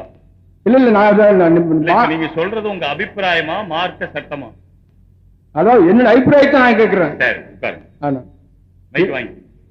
மார்க்க சட்டம் அவர் நேற்று சொன்னதுதான். அதனால எந்த நேரத்துல எதை செய்யணும் மார்க்கத்துல சொல்லப்பட்டிருக்கோ அந்த நேரத்தில் அதை செய்யணும். சும்மா இருக்கிறவங்க, துனியாவுடைய வேலை பார்க்கறவங்க, வேற வேலை பார்க்காம இருக்கிறவங்க, சும்மா இருக்கிறவங்க பாங்குக்கு பதில் சொல்லணும், பள்ளிவாசலுக்கு வரணும். மஸ்ஜிதிலே இருந்தா கூட சும்மா இருந்தா பாங்குக்கு பதில் சொல்லணும். இல்ல மஸ்ஜிதில் உட்கார்ந்து இருக்கிறார், குர்ஆன் ஓதிக்கிட்டு இருக்கிறார், கூப்பிடப்படுறதே குர்ஆன் ஓதுறதுக்காகவும் குர்ஆன் விளங்குறதுக்காகவும் அது மேற்கொண்டு அமல் செய்யறதுக்காகவும் தான். ஆகையினால் ஏற்கனவே எந்த அமலுக்காக கூப்பிடப்படுதோ அந்த அமல் தான் செய்துகிட்டு இருக்கிறார். ஆகையினால் தேவையில்லை என்பது மார்க்க சட்டம். பாக்கி அபிப்பிராயம் அவரவர் தான் இதுல செலுத்த முடியாது. விஷயம் நீ தனியா கேளுங்க, நீங்க அவ்வளவுதான். சொல்லாங்கிறீங்க. பாருங்க, இன்னொரு கேள்வி கேட்டிருக்காரு. அதாவது விரோதிகள் இருக்கிற இடத்துக்கு குர்ஆனை கொண்டு போகாதீர்கள் என்று ஹதீஸில் வந்திருக்கிறது. அப்ப காவிர்களுடைய கையில குர்ஆனை கொடுக்கலாம் என்றால் விரோதிகள் இருக்கிற பகுதிக்கு யாரு, அதாவது பூராமே விரோதிகளாக இருக்கிறாங்க, இஸ்லாத்தை அழிக்கிறதுக்கு முயற்சிகளா இருக்கிறார்கள், அந்த பகுதிக்கு குர்ஆன் கொண்டு போக கூடாது என்று சொன்னால் அப்போ அவங்க தொடக்கூடாதுன்னு தானே அர்த்தமாகுது என்ற அர்த்தத்தில் இது கேட்டிருக்கிறார். ஆனால் விரோதிகள் இருக்கிற பகுதியில் குர்ஆனை கொண்டு போறது, அவங்க கையில குர்ஆன் கிடைச்சா அந்த குர்ஆனை அழிக்கவும் எரிக்கவும் அதை அவமதிக்கவும் முயற்சி செய்வார்களே தவிர அவர்கள் ஹிதாயத்துக்காக தங்களுடைய கையிலே வாங்க மாட்டார்கள். ஒரு தனிநபர் ஹிதாயத்து பெற படிக்க விரும்புகிறார் என்றால் அவர் கையிலே கொடுக்கலாம். விரோதிகள் இருக்கிற இடத்துக்கு கொண்டு போய் குர்ஆனை அவமதிப்பிற்குரியதாக ஆக்கக்கூடாது என்பதுதான் இந்த ஹதீஸுடைய கருத்து. கேளுங்க, அடுத்த. தேவபந்திகள் நபிகளாரை குறை சொல்லி அவர்களின் புத்தகங்களில் எழுதியிருப்பதாக சொல்கிறார்களே, உண்மைதானா? உண்மை இல்லை. அடுத்தவங்க கேளுங்க. இந்த நிகழ்ச்சி இருக்குது, தமிழகம் தழியா ஒரு ஹதீஸுடைய விளக்க மாநாடு இருக்குது. மாநிலத்தின் வடக்கு பகுதியில் நடப்பதனால தமிழகம் முழுவதும் உள்ள மக்கள் அனைவரும் இதை கலந்து கொள்ள முடியவில்லை. எப்படி இஸ்திமா பல இடங்கள்ல ஒரே நேரத்துல பல இடங்கள்ல நடக்குதோ அதே மாதிரி இந்த நிகழ்ச்சியை தமிழகம் முழுவதும் ஒரு குறிப்பா ஒரு 10-15 இடங்கள்ல ஒரே நேரத்துல நடத்தணும்னு சொன்னா தமிழகம் முழுவதும் பிரயோஜனம் அடையக்கூடியதாக இருக்கும். இது என்னுடைய அபிப்பிராயம். அடுத்த என்னுடைய கேள்வி, இது என்னுடைய அபிப்பிராயம், என்னுடைய ஆலோசனை. அடுத்தது என்னுடைய கேள்வி என்னன்னு கேட்டா, இப்ப புதிதாக அகல குரான் சொல்லிட்டு ஒரு இயக்கம் ஏற்பட்டிருக்குது. இவர்கள் ஹதீஸ நம்புறதில்லை, குரான் ஷரீஃப் மட்டும் நம்புறாங்க, ஹதீஸ மறுக்கிறாங்க. முஸ்லீம்னு சொன்னா குரானிய நம்பணும், ஹதீஸையும் நம்பணும். அப்ப இந்த அகல குரான் மட்டும் இருக்கக்கூடிய ஊரு நம்முடைய பகுதியிலேயே இருக்கு. அந்த மக்கள் நம்ம பகுதியிலேயே இருக்கிறாங்க. இவர்களை எப்படி இஸ்லாத்துல உள்ளவங்க அந்த ஜமாத்துல சேர்த்து கொண்டு இருக்கிறாங்களா? இதுக்கு என்ன நடவடிக்கை எடுத்திருக்குது? என்ன ஜமாத் உலமா சார்பாக என்ன நடவடிக்கை எடுத்திருக்கிறாங்க? இது ஒரு விஷயம். அதே போல அவங்களுடைய சில கிதாபுகளை படித்தேன், ஆனா நம்மளால படிக்க முடியல. அவ்வளவு அவதூற ஹதீஸ்ல சஹாபாக்களை பத்தி திட்டி எழுதிக்கிறாங்க. இதை ஏன் நம்ம கோர்ட்டு மூலமா நடவடிக்கை எடுக்கக்கூடாது? ஏன்னு கேட்டா, பாகிஸ்தான்ல காதியான் அணி இயக்கம் ஒன்று ஏற்பட்டது. அங்கதான் தோன்றிய இயக்கம். அந்த தோன்றிய இயக்கத்தில் அவங்க என்ன செய்றாங்க, கோர்ட்டு மூலமா நடவடிக்கை எடுத்து காதியானிய இயக்கம் இருக்குது, இது ஒரு சிறுபான்மை இயக்கம். எப்படி பாகிஸ்தான்ல முஸ்லீம் பெரும்பான்மை இயக்கம், மற்ற எல்லா இயக்கங்களும் எல்லா மதங்களும் சிறுபான்மை இயக்கம் சொல்லிட்டு ஒரு கோர்ட் ஆர்டர் வந்துச்சு. அதே போல இந்தியாவில் நம்ம இவர்கள் முஸ்லீம்கள் இல்லை என்று ஒரு நடவடிக்கையை கோர்ட் மூலமா எடுக்கக்கூடாது. அதே போல இந்தியாவில் நம்ம இவர்கள் முஸ்லீம்கள் இல்லை என்று ஒரு நடவடிக்கையை கோர்ட் மூலமா எடுக்கக்கூடாது. மேல சஹாபாக்களை பற்றி இவர்கள் அவதூறு சொல்றாங்களே, இது ஏன் நம்ம கோர்ட் மூலமா நடத்தக்கூடாது? இப்படியே பேப்பர் மூலமா நம்ம போரிட்டு கொண்டிருந்தா இது ஒண்ணுக்கு ஒன்று எந்த பிரச்சனையும் முடிவு வராது. அவங்க மேல ஏன் நடவடிக்கை கோர்ட் மூலமா எடுக்கணும். சொல்றேன். ஒண்ணு கேட்டா, தமிழகம் தழுவிய அளவில் நடத்துறது ஒரு இடத்துல நடத்துறதா எல்லாரும் வர முடியல, மற்ற இடங்களையும் நடத்தணும், ஒரே நேரத்திலையும் நடத்தலாம்னு சொன்னாரு. வேற நேரத்திலையும் நடத்தலாம். இன்ஷா அல்லாஹ் ஒவ்வொரு இடத்திலையும் நடத்துறதுக்காகத்தான் ஆலோசனைகள் செய்யப்பட்டுக் கொண்டிருக்கு. அவருடைய ஆலோசனை மிகவும் வரவேற்கப்படுகிறது. இன்ஷா அல்லாஹ் செய்ய முயற்சி செய்யலாம். ரெண்டாவது என்ன கேட்டாரு? அல் குர்ஆனை தடை செய்யணுமா என்னமா? இன்ஷா அல்லாஹ் இப்ப மகரிப் பிறகு அவங்க சம்பந்தமாக ஜமாஅத் உலமா என்ன தீர்மானம் செய்திருக்குங்கிறது இங்க சொல்லப்படும். அப்ப கேளுங்க, இன்ஷா அல்லாஹ் செய்யலாம். மூணாவது, கோர்ட்டுக்கு போலாமா? போலாம். என்ன காதியானிகள் சம்பந்தமா போனாங்களே அப்படின்னு சொன்னா, இன்னமும் அந்த நிலையில அதுக்குள்ள சாதகமான, நமக்கும் சாதகமான, அவர்களும் அதில் சிக்கிக்கொள்ள தகுந்த வழியில் இப்பதான் வந்துகிட்டு இருக்கிறாங்க. இன்ஷா அல்லாஹ் அதற்குரிய நடவடிக்கையும் எடுக்கப்படும். தாங்கள் அனைவரும் துஆ செய்வதுடனே முழு ஒத்துழைப்பும் தர வேண்டும் என்று கேட்டுக்கொள்கிறேன். அஸ்ஸலாமு அலைக்கும். வாரந்தோறும் வெள்ளிக்கிழமை இஸ்லாம் இனிய மார்க்கம் என்று டிவியில் ஒளிபரப்பு செய்து கொண்டிருக்கின்றார்கள். சனிக்கிழமையிலே மானுட வசனம் என்று ஒளிபரப்பு செய்து கொண்டிருக்கிறார்கள். ஏன் நமது ஜமாத் உலமாவோ ஹையத்து ஷரீஃபாவோ இதர நாட்களிலே அதுபோல் செய்யக்கூடாது என்று ஒரு கேள்வி. இரண்டாவது, அந்த கேள்வியிலேயே அப்படி செய்யக்கூடாது அப்படின்னு ஃபத்வா இருக்கு. செய்யக்கூடாது நீங்கல்ல, டிவில அதெல்லாம் செய்யக்கூடாது, டிவி ஜாயிஸே இல்லை, அதான் செய்யக்கூடாது. அடுத்தது, கூட்டு துஆவை ஏற்றுக்கொள்கிறோம். ஆனால் பர்லு தொழுகைக்கு பிறகு தொழுகை முடிந்தவுடன் இமாம் ஜமாத்தாக இருந்து கூட்டு துஆ கேட்கப்படுகிறது. ஆனால் காபாவில் கேட்கப்படுவதாக செய்தி இல்லை. இதை பற்றி விளக்கம் தரவும். காபத்துல்லாவில் கூட்டு துஆ கேட்கறது இல்லை. கூட்டு துஆவை பொறுத்த வரைக்கும் நம்முடைய நாடுகள்ல அஜமிகளாக நாம் இருந்த காரணத்தினாலே, அரபி அல்லாதவர்களாக இருந்த காரணத்தினாலே அரபியில துஆ தெரியாது. இன்னைக்கு கூட அரபி நம்மெல்லாம் எந்த அளவில் அரபியில் இருக்கிறவங்க தெரியும். சாதாரண இஸ்மாயில்ங்கிற வார்த்தை, ஏன்னா நம்ம பஸ் ஒண்ணு ஓடுதுங்க, இஸ்மாயில்ங்கிற வார்த்தை, அந்த இஸ்மாயில் சொன்னா என்ன குறைஞ்சு போயிடும்? சரி, கூப்பிடும் போதுதான் இஸ்மாயில்ங்கிறது சொல்ற கஷ்டமா, இஸ்மாயில் சொல்ற கஷ்டமா இருக்குது, இஸ்மாலுன்னு சொல்லிடுறாங்க. ரோடுவேஸே இஸ்மால் ரோடுவேஸ் ஓடுது. MAL ISMAL Ismail. இஸ்மாலா பேரு சரியத்துல இஸ்மாயில், ஐன் வரணும் இல்லையா? நமக்கு பேரே சொல்ல தெரியல. என் பேர் ஹலீல் அகமது. இதுவரைக்கும் உலகத்துல மதரசாக்கள்ல தவிர எங்கேயும் ஹலீல் அகமது கூப்பிட்ட மாதிரி இல்ல. கலீலே கலீலு. கலீலுன்னா கல்லா போனவனே கல்லா போனவனே அர்த்தம். அதனாலதான் நானும் இன்னும் இப்படித்தான் இருக்கிறேன், நல்லா ஆகல. ஏன்னா அப்படி கூப்பிட்டு அப்படி ஆகி போச்சு. இனி 2 பேரு 3 பேரு சேர்த்து வச்சுக்கிட்டு, நான் சொன்ன அன்னைக்கு கூட எங்கே சொன்னேன், ஷேக் அப்துல் காதர், வெறும் அப்துல் காதர் வச்சா போதும். ஷேக் எதுக்கு? அரபு நாட்டுல யா ஷேக் அப்துல் காதர் கூப்பிட்டாங்க. ஷேகே அப்துல் காதர், நண்பரே அப்துல் காதர் சொல்ற மாதிரி அது பெரியவரே அப்துல் காதர் அர்த்தம். இப்ப பேர் வைக்கும் போதே ஷேக் அப்துல் காதர் பேர் வச்சுக்கிட்டாங்க. அது ஷேக்ங்கிறது பெரியவரேன்னு கூப்பிட்டது, அதையும் சேர்த்து பேர் வச்சுக்கிறது. இப்படி எல்லாம் இருக்கிற காலத்துல என்ன கேட்டீங்க, நான் மறந்துட்டேன். கூட்டு துவா அரபி தெரியாது நமக்கு. இப்ப துவா ஓத சொன்னா நமக்கு வராது. ரப்பனா ஆத்தினா ஃபித் துன்யா ஹஸனத்தன் ஃபில் ஆখিরাতি ஹஸனத்தன். ஹே எத்தனை பேருக்கு வரும்? எத்தனை பேருக்கு ஹே வரும்? இது ரப்பனாங்கிற உச்சரிப்பு எத்தனை பேருக்கு வரும்? பிறகு அல்லாஹும்ம இன்னி அஊது பிக மின் ஹமஸாத்தி ஷைத்தான் வ சக்கராத்தில் மௌத் வ கமராத்தில் மௌத். சொல்லுங்க, கைன் சொல்லுங்க பாப்போம். எல்லாம் சரி, தீனுடைய பெரிய தத்துவார்த்தம் எல்லாம் பேசுவாரு. அவரே கூப்பிட்டு வாங்க குர்ஆன் ஓதுங்க, ஓதி இருக்கீங்களா? நல்லா ஓதி இருக்கிறேன் பாரு. சரி வாங்க என்கிட்ட கொஞ்சம் ஓதி காமிங்க, ஓதுங்க. அஹூது இல்லைங்க, அஊது அஹூது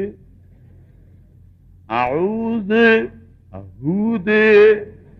எந்திரிச்சு போற, இப்படியே தாங்க சொல்றான் பையன், திருத்தவே முடியாது கடைசி வரைக்கும். இப்ப பெரிய பெரிய ஓதுறாங்க பாருங்க, வெளியில பார்த்துட்டு என்ன சொல்றதுங்க, குல் அஊது பிரப்பின் நாஸ் மலிக்கின் நாஸ் இலாஹின் நாஸ். குல் காஃப் முதல்ல வரணும். குல் எத்தனை பேருக்கு குல் சரியா வருதுன்னு பாருங்க. அதனுடைய மஹ்ரஜில இந்த காரி சாப் இருக்காரு, கேட்டு பாருங்க. காஃப் சொல்லணும், காஃப் சொல்லக்கூடாது. காஃப் சொல்லணும், ஃபே சொல்லணும், ரைன் சொல்லணும், வாது சொல்லணும்.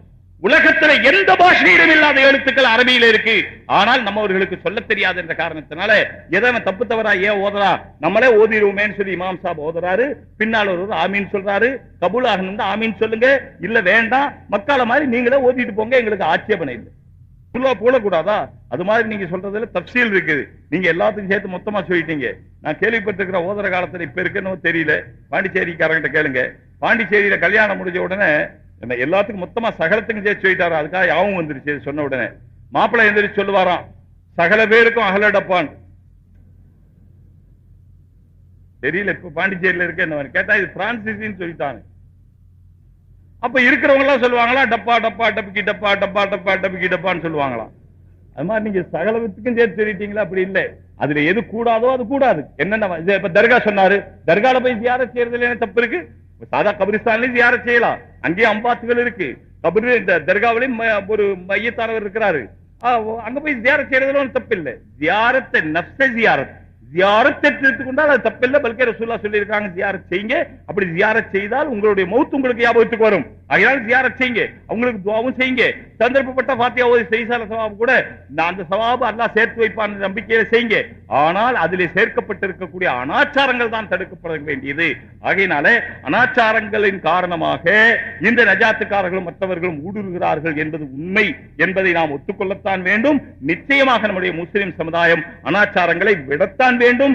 எதுவரை நாம் அனாச்சாரங்களை இங்க இருக்கிற கூட்டத்தார் கேட்டுக்கொள்ளணும். நாம் அனாச்சாரங்களை, அனாச்சாரம் என்றால் என்ன, எதன் காரணமாக மார்க்கத்துடைய பரதுகள் விடப்படுதோ, எதன் காரணமாக மார்க்கத்துடைய ஹத்துகளை தாண்டி போகப்படுதோ, இதுவெல்லாம் அனாச்சாரங்கள்.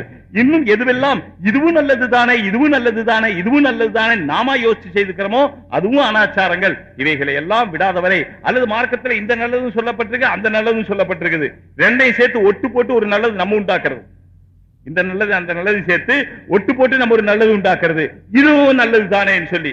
உதாரணத்துக்கு நான் சொல்ல, நீங்க நல்லா விசாரிச்சு பாருங்க. தீய உலமாக்கள்கிட்ட யாசின் ஓதனா ரொம்ப நல்லது, வயசுல பரக்கத்து கூட வரலாம், ரிஸ்க்ல பரக்கத்து கூட வரலாம். யாசின் ஓதனா நல்லது, ஷபே பராத்து நல்லது. ஷபே பராத்துல யாசின் ஓதனா நல்லதுன்னு எந்த ஹதீஸ்ல இருக்கு? இந்த 3 குறுக்கு வழி எங்க இருந்து வந்துச்சு? இப்ப இது எங்கோ இருக்குது, எப்படி ஆரம்பிச்சுட்டாங்க? நம்ம ஆளுகளுக்கு எல்லாத்த விட பிடிச்சதே குறுக்கு வழிதான். எங்க போறதா இருந்தாலும் நேர் ரோட்டை விட்டுட்டு குறுக்கு வழியில போற, சம்பாதிக்கிறதுலயே அதுதான், சம்பாதிக்கிறதுலயும் அதான், சாப்பிடுறதுலயும் அதுதான், எல்லாத்திலையும் குறுக்கு வழி தான் நம்ம ஆளுகளுக்கு ரொம்ப இஷ்டம். நமக்கு சொர்க்கத்துக்கு போற குறுக்கு வழி தொழுகை தான், வேற ஒண்ணும் கிடையாது. நரகத்துக்கு போற குறுக்கு வழி இன்றைக்கு டிவி தான், வேற ஒன்றும் கிடையாது. அதனால குறுக்கு வழி போகக்கூடாது. வலைக்கும் வரஹ்மத்துல்லாஹி வபரகாத்துஹு. என் பேர் முகமது ரஃபீக், பெரம்பூர். ஜபிராவின் மீது மசல் செய்தவர் இமாமத் செய்யலாமா? தொழுகை கூடுமா? ஒரு கேள்வி. அடுத்து அப்புறம் கேளுங்களா? இல்ல ஒன்னா வரும். என்ன எது மேல மசூல் செய்யறவரு? தபுராவின் மீது, கட்டின் மீது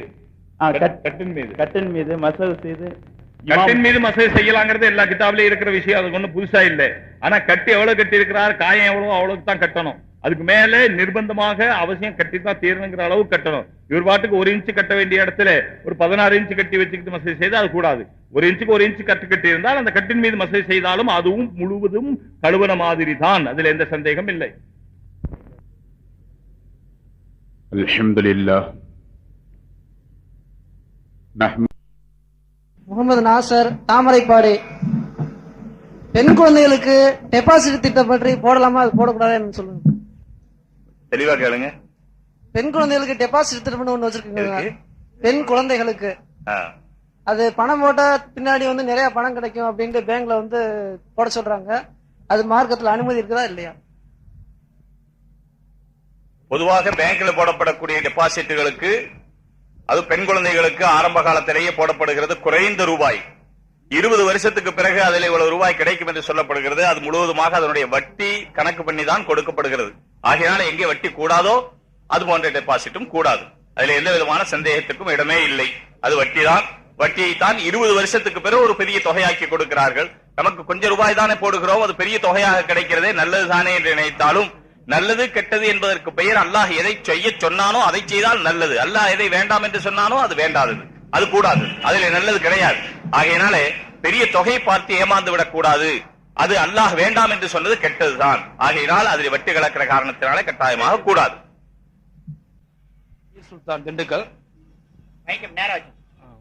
அதாவது ஃபத்வா கொடுத்திருக்கிறாங்க மேவாத்துல இருந்து, அமெரிக்க பொருள்கள் விற்பனை செய்யவும் கூடாது, வாங்கி உபயோகிக்க கூடாது என்பதாக சொல்லியிருக்கிறாங்க.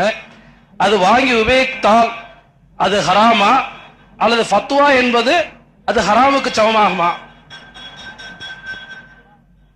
அமெரிக்க பொருள்களை வாங்கக்கூடாது, விற்கக்கூடாது, உபயோகிக்க கூடாது என்று சொல்லுவது அது அவர்களுடைய கொள்கை தவறாக இருக்கிறது. அவர்களுடைய பொருள்களை வாங்குவது, விற்பதன் மூலமாக அவர்களுக்கு தங்களுடைய கொள்கையை நடைமுறைப்படுத்துவதற்குரிய வாய்ப்புகள் அதிகமாக கிடைக்கும் என்ற காரணத்தினால் அவர்களுடைய வாய்ப்பை குறைப்பதற்காக வேண்டி அதை வாங்கக்கூடாது, அதை உபயோகிக்க கூடாது என்று சொல்லப்படுகிறது தவிர அந்த பொருளே கூடாத ஒரு பொருள் அல்ல.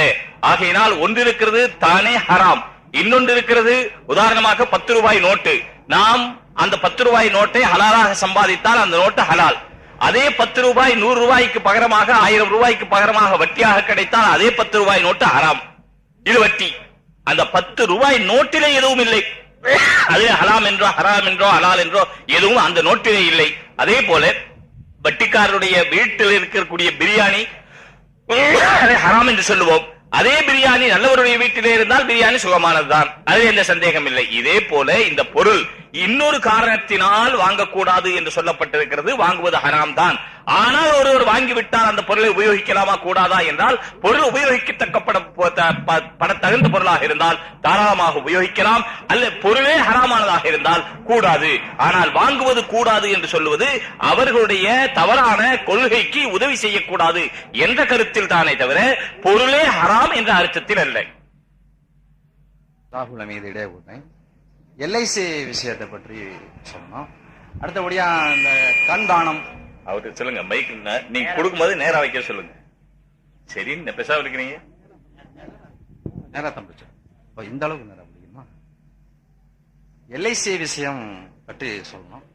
அடுத்தபடியா இந்த கண் தானம் இது மாதிரி உள்ள விஷயங்கள் மார்க்கத்தில் எப்படி அப்படிங்கிறது சொல்லணும்.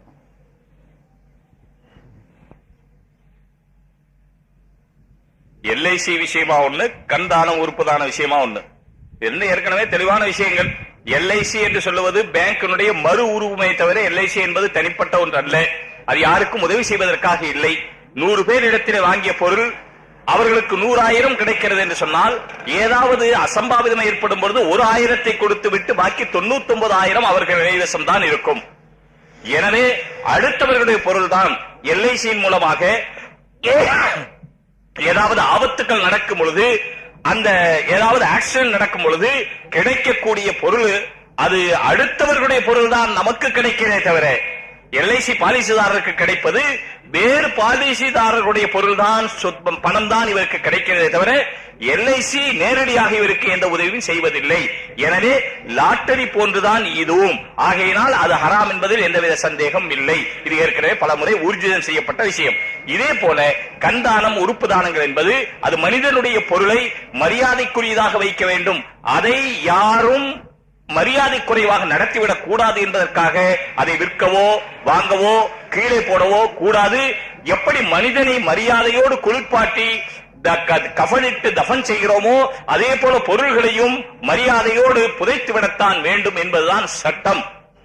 ஆனால் இந்த காலத்தில் அதற்கு மரியாதை கண்ணை பிறருக்கு கொடுப்பதால் இந்த கண் கொடுத்தவருக்கு, அவருடைய கண்ணுக்கு, அவருடைய சிந்தனைக்கு, அவருடைய வாழ்க்கைக்கு இன்னொரு மரியாதை கிடைக்கிறது என்று இருக்கிற காரணத்தினால் கண்தானம் செய்து இவருடைய உறுப்பை பாலடைய செய்வதில்லை, இவருக்கு கண் இருக்கிற மாதிரியே செய்து விடுகிறார்கள்.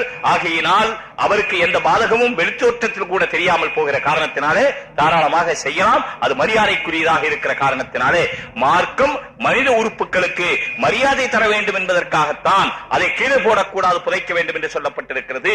தானம் செய்கிற காரணத்தினால் அந்த உறுப்புகளுக்கு மரியாதை கூடுகிறது என்ற காரணத்தினால் அது கூடும் என்று சொல்லுகிறோம்.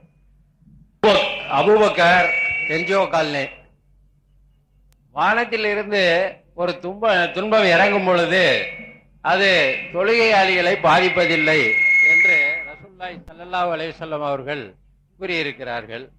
இன்னொரு சந்தர்ப்பத்தில் ஆயிஷா ரலியல்லாஹு அன்ஹா அவர்கள் கேட்கின்றார்கள், நம்மிடம் நல்லடியார்கள் இருக்கும் பொழுது ஒரு துன்பம் இறங்கினால் அது எல்லோரையும் பாதிக்குமா என்று கேட்கும் பொழுது நாயகம் ஸல்லல்லாஹு அலைஹி வஸல்லம் அவர்கள் சொன்னார்கள், அது அனைவரையும் பாதிக்கும், ஆனால் மறுமையில் நல்லடியார்கள் பாவிகளில் இருந்து பிரிக்கப்படுவார்கள் என்று சொல்லி இருக்கிறார்கள். இதிலே எது சரியானது? அதற்கு தகுந்த ஒரு விளக்கத்தை தாங்கள். நீங்க இரண்டாவது சொன்ன ஹதீஸ் தான் சரியானது. இந்த உலகத்தில் வரும்போது ஆபத்துக்கள் வரும் பொழுது அது எல்லோருக்கும் சேர்ந்தான் வருமே தவிர நல்லவர்களுக்கு பிரித்து வராது. முதலில் சொன்ன ரிவாயத் அது எங்கே இருக்கிறது என்று தெரியவில்லை. அப்படி ஒன்று இருக்குமானால் இருக்குமானால் அதற்கு அர்த்தம் அவர்களுடைய மனதை பாதிக்காது என்றுதானே அர்த்தமே தவிர வெளிரங்கத்தை பாதிக்காது என்ற அர்த்தம் அல்ல. சில சமயங்களில் எப்படி நபிமார்களுக்கு வியாதி வந்தது, ஆனால் அந்த வியாதி அவர்களுடைய உடலைத்தான் பாதித்திருக்குமே தவிர மனதை பாதித்திருக்காது. அதே போல நல்லவர்களாக இருப்பார்களே, ஆனால் வியாதி வந்தாலும் ஆபத்துக்கள் வந்தாலும் அவர்களுடைய வெளிரங்கத்தை பாதித்தாலும் அவர்களுடைய மனம் அல்லாஹுடைய ஞாபகத்திலே திளைத்திருக்கிற காரணத்தினாலே அந்த ஆபத்து அவர்களுக்கு நன்மையை கூட்டி தருமே தவிர அவர்களுடைய ஆரோக்கியத்தை வெளிரங்கத்திலே குறைத்தாலும் கூட அந்தரங்க ஆரோக்கியத்தை குறைக்காது என்று அதற்கு பொருள் கொள்ள வேண்டும். அதாவது 40 பொன்மொழிகள் தொழுகை பற்றிய 40 பொன்மொழிகளில் 11வது பொன்மொழியாக இது வருகின்றது. அதற்கு நான் சொன்ன விளக்கமும் ஒரு 41வது பொன்மொழியில சேர்த்துக்குங்க. இது ஹதீஸ்ல உள்ள விளக்கம் தான் சொல்லி இருக்கிறேன். நான் எந்த விஷயமும் இங்கே நான் சொல்லப்படக்கூடிய விஷயங்கள் அத்தனையும் ஆதாரங்களோடு தான் சொல்லப்படுது. அதனால அதை பொன்மொழின்னு சொல்றேன். என் பேச்சு பொன்மொழி இல்ல, பெரியவங்க சொன்னது.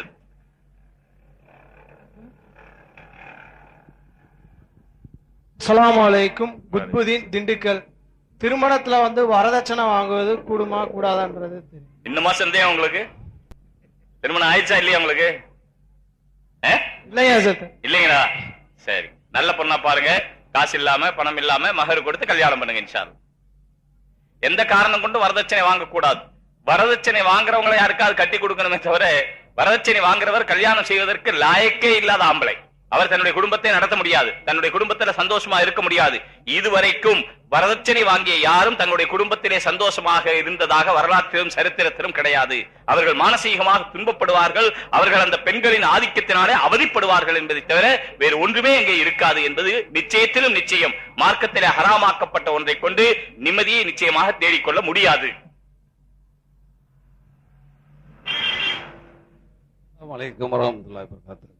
அப்துல் ரஹ்மான், திண்டுக்கல்.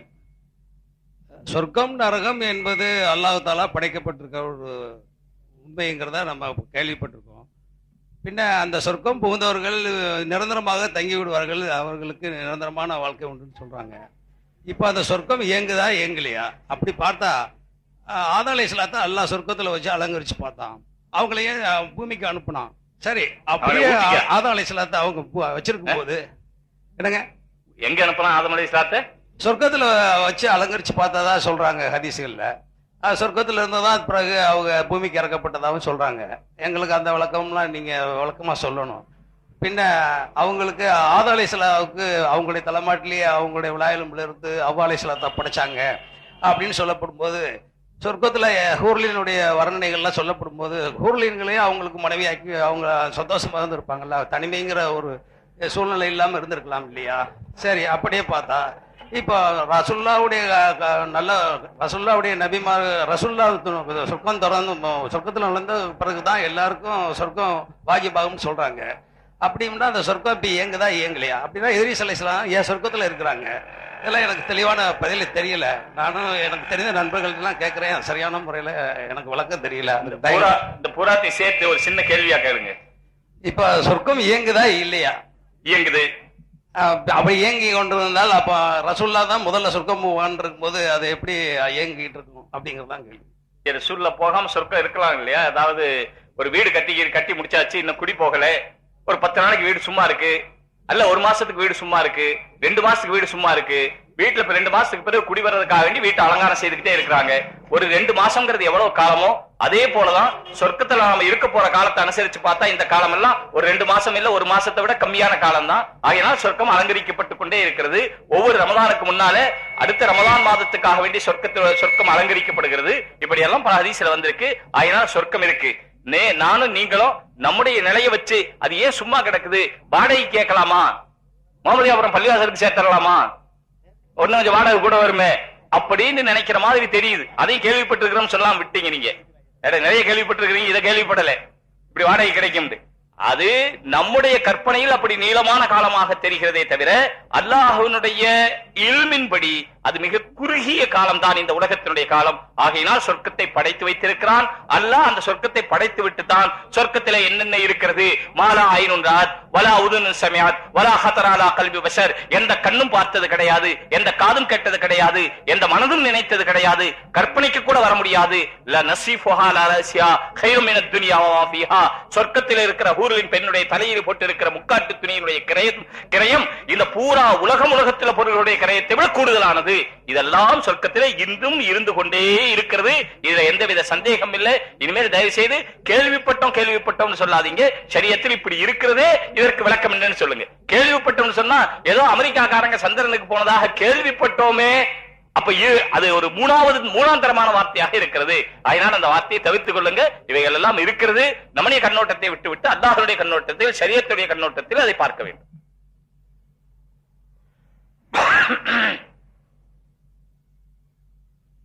பெண்கள் புறத்திலிருந்து ஒரு பேப்பர் வந்திருக்கின்றது. தற்கால சூழ்நிலையில் எங்கு திரும்பினாலும் வட்டியாகவே உள்ளதால் நிர்பந்த சூழ்நிலையில் வட்டி வாங்க வேண்டி வரும் பொழுது குற்றமாகுமா, மாற்று வழியும் இல்லாமல் உள்ளதே, என்ன செய்வது என்று கேட்டிருக்கிறார்கள். ஹதீஸிலேயே வந்திருக்கிறது, ஒரு காலம் வரும் நீங்கள் வட்டியை விட்டு தப்பித்தாலும் வட்டியினுடைய புகையை விட்டு தப்பிக்க முடியாது. என்றால் என்ன அர்த்தம்? வட்டி சம்பந்தப்பட்ட ஏதாவது ஒன்று உங்களிடத்திலே வந்து தானாகவே வந்து சேர்ந்து விடும் என்று ஹதீஸிலும் வந்திருக்கிற காரணத்தினால் அப்படி வரும். இது என்ன அர்த்தம்? ஹதீஸில் அப்படி வந்திருக்குது, அதனால வட்டியினுடைய புகை உங்களிடத்திலே வந்து சேரும் என்பதனால ஏதாவது வகையில வட்டி வந்து சேரும் ரசூலுல்லாஹி சொல்லிட்டாங்களே, ஆகையினால வாங்கிக்கலாம்னு நினைக்கக்கூடாது. அப்படி வந்தாலும் நீங்கள் அந்த வட்டியை விட்டு தவிர்ந்து கொள்ள வேண்டும் என்பதுதான் அதற்கு அர்த்தம். இப்படி ஒரு நிர்பந்தமான காலம் வரும், நீங்கள் அந்த வட்டியிலே சம்பந்தப்பட்டே தீர வேண்டும். அப்படிப்பட்ட ஒரு காலம் வரும். அப்படிப்பட்ட காலம் வந்தாலும் சரி, மார்க்கத்தில் ஹராமாக்கப்பட்ட ஒரு விஷயத்தை செய்யலாம் என்று நீங்கள் விட்டுக் கொடுக்க கூடாது. உங்களுடைய உடைமைகளை விடலாம், வேண்டுமானால் உங்களுடைய உயிரை கூட விடலாம். ஆனால் மார்க்கத்தில் அனுமதிக்கப்படாத ஒன்றுக்கு விட்டுக் கொடுக்கிற தன்மையை ஏற்றுக்கொள்ளக் கூடாது என்பதுதான் அந்த ஹதீஸினுடைய கருத்து. ஆகையினால எந்த நிலையிலும் வட்டி வாங்க கூடாது என்று யார் முடிவாக இருக்கிறார்களோ அல்லாஹ் தஆலா அதற்கு தௌஃபீக் தருகிறான். அடியான் எப்படி நினைக்கிறானோ, ஒரு அடியான் எப்படி நினைக்கிறானோ அதற்கு தகுந்த மாதிரி அல்லாஹ் அவர்களுக்கு வழிவகுத்து கொடுக்கிறான் என்று ஹதீஸ் குத்ஸியிலே வந்திருக்கிற காரணத்தினாலே வட்டி வாங்க மாட்டோம் என்று உறுதியாக இருங்கள். அல்லாஹு தஆலா வட்டி வாங்காமலேயே அது குறைந்த உணவாக இருந்தாலும் சரி, சிறிய வீடாக இருந்தாலும் சரி, ஆடைகள் குறைவாக இருக்கலாம், வீட்டினுடைய அளவு குறைவாக இருக்கலாம், உணவு குறைவாக இருக்கலாம், ஆனால் உங்களுடைய வாழ்க்கையினுடைய நிம்மதியினுடைய அளவு மகா மகா பெரியதாக இருக்கும். ஆகையினால் உறுதியோடு இருங்கள், இறுதியான முடிவோடு இருங்கள். நான் வட்டி வாங்க மாட்டேன் என்று அல்லாஹ் தௌஃபீக் தருவான். இதற்கு மீறி உயிர் போகிற சந்தர்ப்பம் அல்லது உலகத்திலேயே வாழ்க்கையே நடத்த முடியாத அப்படி ஒரு நிர்பந்தம் என்று வருமானால் அதை குறிப்பிட்டு நீங்கள் ஏதாவது தெளிந்த உலமாக்க இடத்திலே கேட்டு அந்த விஷயத்திலே நடந்து கொள்ளுங்கள். அஸ்ஸலாமு அலைக்கும். முஸ்தபா, திண்டுக்கல். இறந்தவர்களுக்கு பாத்தியா மௌலது ஓடலாமா கூடாது? உயிரா இருக்கிறவங்களுக்கு ஓதனா சண்டைக்கு வந்துருவாங்களே. இறந்தவர்களுக்கு தான் ஓத முடியும், அதனால இறந்தவர்களுக்கு ஓதணும் அப்படின்னு நினைக்கிறாங்க. அதாவது அவர்களுக்கு நம்முடைய உடல் ரீதியான நம்முடைய இபாதத் மூலமாக நன்மையை சேர்த்து வைக்கவும் முடியும் என்று ஹதீசுகளிலிருந்து கடைந்தெடுத்த கருத்துக்களை ஃபுகஹாக்கள் சொல்லி இருக்கிற காரணத்தினால் நாம் ஓதுகிற நன்மையை அல்லாஹ் அவர்களுக்கு சேர்த்து வைக்க முடியும் என்ற நம்பிக்கையில் அவர்களுக்காக வேண்டி துஆ செய்வது, அவர்களுக்காக வேண்டி குர்ஆன் ஷரீஃப் ஓதுவது, அவர்களுக்காக தான தர்மங்கள் செய்வது, அவர்களுக்காக ஈசால தவாப் செய்வது கூடும். ஆனால் அதற்கென்று நாம் ஒரு வரைமுறை வைத்துக் கொண்டு இந்த நாளில் தான் இப்படித்தான், இந்த சாப்பாடு தான், இவரை கொண்டுதான், இந்த அஜரத்தை கொண்டுதான் என்றெல்லாம் நாம் அங்கே ஒரு கட்டாயங்களை திணிக்கிறோமே, அது மார்க்கம் ஏற்றுக்கொள்ளாத விஷயம். பொதுவான ஈசால சவாப் கூடும், அதில் உள்ள நாம் ஏற்படுத்திக் கொண்ட நிபந்தனைகள் கூடாது. 3, 7, 10 இதுவெல்லாம் கூடாது. நம்முடைய வசதிக்காக நாம் ஏற்படுத்திக்கிட்டோம் யாராவது சொன்னா வெறும் வசதிக்காக இருந்தா தப்பில்லை, ஆனா அது 3வது நாள்ல செஞ்சாதான் நல்லது, அது 2வது 6வது நாளுக்கு வந்துடக்கூடாதுன்னு நினைச்சால் அது மார்க்கத்தில் இல்லாது.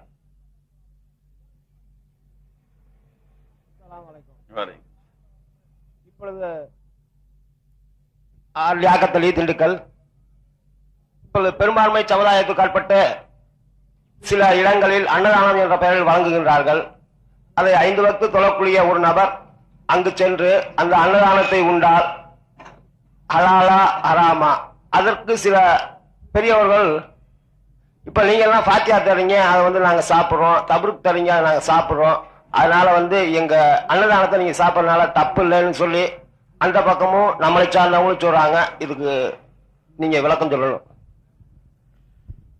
நாம தபருக்கு தர்றது போறது எல்லாம் இருக்கு. நம்முடைய கூட்டங்கள்ல எந்த ஒரு கடவுள் பெயராலோ அந்த கடவுளுக்கு அது பூஜிக்கப்பட்டது என்ற பெயராலோ இல்லாமல் நாம் ஒரு நல்ல காரியத்தை செய்தோம், முடிவிலே இனிப்பு வழங்க வேண்டும், முடிவிலே சுவையான ஒன்றை வழங்க வேண்டும் என்பதற்காக தரப்படுவது தானே தவிர அது கடவுளின் பெயரால் கடவுளுக்கு பூஜை செய்யப்பட்டு அர்ச்சனை செய்யப்பட்டு கடவுளுக்காக சாத்தப்பட்டு பிறகு கொடுக்கப்படுகிற காரியம் அல்ல.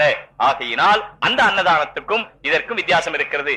அந்த அன்னதானமும் அப்படியெல்லாம் கொடுக்கப்படவில்லை, ஏழைகளுக்கு உணவாக மட்டும்தான் நாங்கள் கொடுக்கிறோம் என்று சொன்னால் அந்த சாப்பாடு உணவு அது பூஜிக்கப்பட்டதல்ல கடவுளுக்கு என்று சொன்னால் அதை சாப்பிடுவது ஒரு ரீதியில் கூடும் என்று சொன்னாலும் கூட, ஆனால் அது பாவத்துக்கும் விக்கிரக ஆராதனைக்கும் மாற்று மத அதாவது பல பல கடவுள் கொள்கைகளுக்கு உதவி செய்கிற தோரணை அதிலே இருக்கிற காரணத்தினால் அதை தவிர்த்துக் கொள்வதுதான் நம்முடைய கடமை.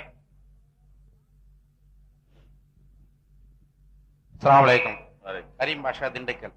அரசு ஊழியர்கள் ஓய்வு பெற்ற பின் பென்ஷன் வாங்குகின்றார்கள், அது ஹராமா ஹலாலா? பென்ஷனை நிறுத்த போறாங்க, இனி அந்த கேள்விக்கே இடம் இல்லை. ஏதோ வாங்கின வரைக்கும் வாங்கிட்டாங்க, இனிமேல் கிடைக்க போறது இல்லை. இல்லாத வஸ்துவுக்கு ஹராம் ஹலால் பேச வேண்டியதில்லை. ஆனால் கவர்மெண்ட் கொடுக்கிற பென்ஷன் இருக்கிறது, அது சம்பளத்தினுடைய ஒரு பகுதியாகத்தான் கணிக்கப்படுகிறதே தவிர கவர்மெண்ட் நம்முடைய இந்த பணத்துக்கு இவ்வளவு என்று வட்டி விகிதாச்சாரம் எல்லாம் அதிலே இல்லை. அவர் வாங்கிய தொகையை கணித்து அதிலே ஏதோ ஒரு பங்கு அவர்களுக்கு வாழ்க்கையில இயலாமல் போகிற காரணத்தினாலே, எப்படி முதியோர்களுக்கு மாதம் பணம் கிடைக்கிறது, அதே போல பாட்டிமார்களுக்கு கிடைக்கிறது, இன்னும் பல தரப்பட்ட இயலாதவர்களுக்கு கொடுக்கப்பட வேண்டும் என்று நம்முடைய அரசியல் சாசனத்திலேயே இருக்கிறது. முதியவர்கள், இயலாதவர்கள், வாழ்க்கை நடத்த முடியாதவர்களுக்கு அரசாங்கம் உதவி செய்ய வேண்டும் என்று அப்படி ஒரு உதவியாகத்தான் அது கொடுக்கப்படுகிறது தவிர அது வட்டியினுடைய அடிப்படையில் கொடுக்கப்படவில்லை என்றுதான் நமக்கு தெரிகிறது. இதுதான் உண்மை என்று சொன்னால் தாராளமாக கூடும். அஸ்ஸலாமு அலைக்கும். முகமது ஹனீஃபா என்ஜிஓ திண்டுக்கல். முஹர்ரம் 10ஆம் நாளில் இஸ்லாமியர்கள் சிலர் உடலை காய்மைப்படுத்திக் கொண்டு இது சரியா? விளக்கம் தேவை. மொஹரம் 10ஆம் நாளில் இஸ்லாமியர்கள் சிலர் உடலை வருத்தி அடித்து காயம் ஏற்படுத்திக் கொண்டு ஊர்வலம் செல்கின்றார்கள். இது சரியா? விளக்கம் தேவை. முஹர்ரம் 10ஆம் நாள் என்பது அதற்கு மூசா அலைஹிஸ்ஸலாம் அவர்களுக்கு அல்லாஹ் தஆலா வெற்றி கொடுத்த நாள்.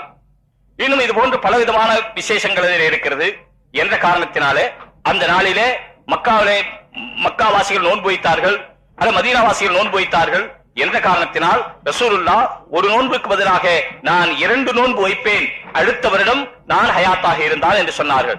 எனவே ஆஷூரா என்று சொல்லப்படக்கூடிய, ஆஷூரா என்றாலே 10வது நாள், அந்த 10வது நாளில் நோன்பு வைப்பது நம்முடைய மார்க்கத்திலே ரமதானுடைய நோன்புக்கு அடுத்த அந்தஸ்துள்ளது என்று சொல்லப்பட்டிருக்கிறது.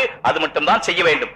அப்படி இல்லாமல் 10வது நாளில் ஹஜ்ரத் ஹுசைன் ரலியல்லாஹு தஆலா அன்ஹு ஷஹீதானார்கள் என்று பெயர் சொல்லிக்கொண்டு, அது கர்பலா தினம் என்று சொல்லிக்கொண்டு, அது கருப்பு நாள் என்று சொல்லிக்கொண்டு, அதற்காக வேண்டி தங்களை வருத்தப்படுத்திக் கொண்டு, காயப்படுத்திக் கொண்டு, புண்படுத்திக் கொண்டு இதுவெல்லாம் செய்வது இருக்கிறது. இது ஷியாக்களுடைய கொள்கைகளை தவிர நம்முடைய அஹ்லுஸ் சுன்னத் வல் ஜமாஅத்துடைய கொள்கை அல்ல. எப்படியோ நம்முடைய நாட்டிலே அந்த சில சடங்குகள் புகுந்து கொண்டு நிறைய நடந்து கொண்டிருந்தது. அல்லாஹ்வுடைய மாபெரும் கிருபையினாலே இன்று அதுவெல்லாம் அடங்கி போய்விட்டது. ஷியாக்கள் தான் செய்கிறார்கள் தவிர நம்முடைய அஹ்லுஸ் சுன்னத் வல் ஜமாஅத்துடைய இடத்திலே அது செய்வதில்லை. ஒரு தடவை ஏதோ ஒரு வெளிநாட்டுக்காரர், அரபு நாட்டுக்காரர் நம்முடைய நாட்டுக்கு வந்தாராம். வந்தா நம்முடைய நாட்டுல சென்னை போன்ற பெருநகரங்கள்ல இது மாதிரி ஆஷூரா 10வது நாள்ல அடிச்சுக்கிட்டு காயப்படுத்திக்கிட்டு அப்படியெல்லாம் அழுகிறது, சத்தம் போடுறது, இப்படி எல்லாம் இருந்துச்சு. அவர் ஒரு யதார்த்தமா அந்த பக்கம் போனாரு. பார்த்தா இப்படி எல்லாரும் அடிச்சுக்கிட்டு இருக்கிறாங்க, காயப்படுத்திக்கிட்டு இருக்கிறாங்க, அழுதுகிட்டு இருக்கிறாங்க. எப்போ? ஒரு 10 வருஷத்துக்கு முன்னால. இது நடந்தது எவ்வளவு காலம் ஆச்சு? 1300 வருஷத்துக்கு மேல ஆச்சு, 1400 வருஷம் ஆச்சு. இப்ப 10 வருஷத்துக்கு முன்னால அவர் போனாரு. அப்ப அவர் கேட்டாரா, இது என்ன எல்லாரும் அழுதுகிட்டு இருக்கிறாங்களே, என்ன காரணம்? இப்படி எல்லாரும் புலம்பிக்கிட்டு இருக்கிறாங்களே, என்ன காரணம்? அப்ப சொன்னாரா, ஹஜ்ரத் ஹுசைன் ரலியல்லாஹு தஆலா அன்ஹு ஷஹீத் ஆயிட்டதுக்காக இவங்க அழுகிறாங்க. இப்பதான் இவங்களுக்கு தகவல் வந்துச்சான்னு கேட்டாராம். அப்படி அவங்களுக்கு இப்பதான் தகவல் வந்திருக்கும் போல இருக்கு, அவங்க அழுகிறாங்க. நம்ம அவங்கள பார்த்து அழுக வேண்டியதா இருக்கு. இல்லையானால் மார்க்கத்தில் அதற்கு அணுவளவும் இடமில்லை.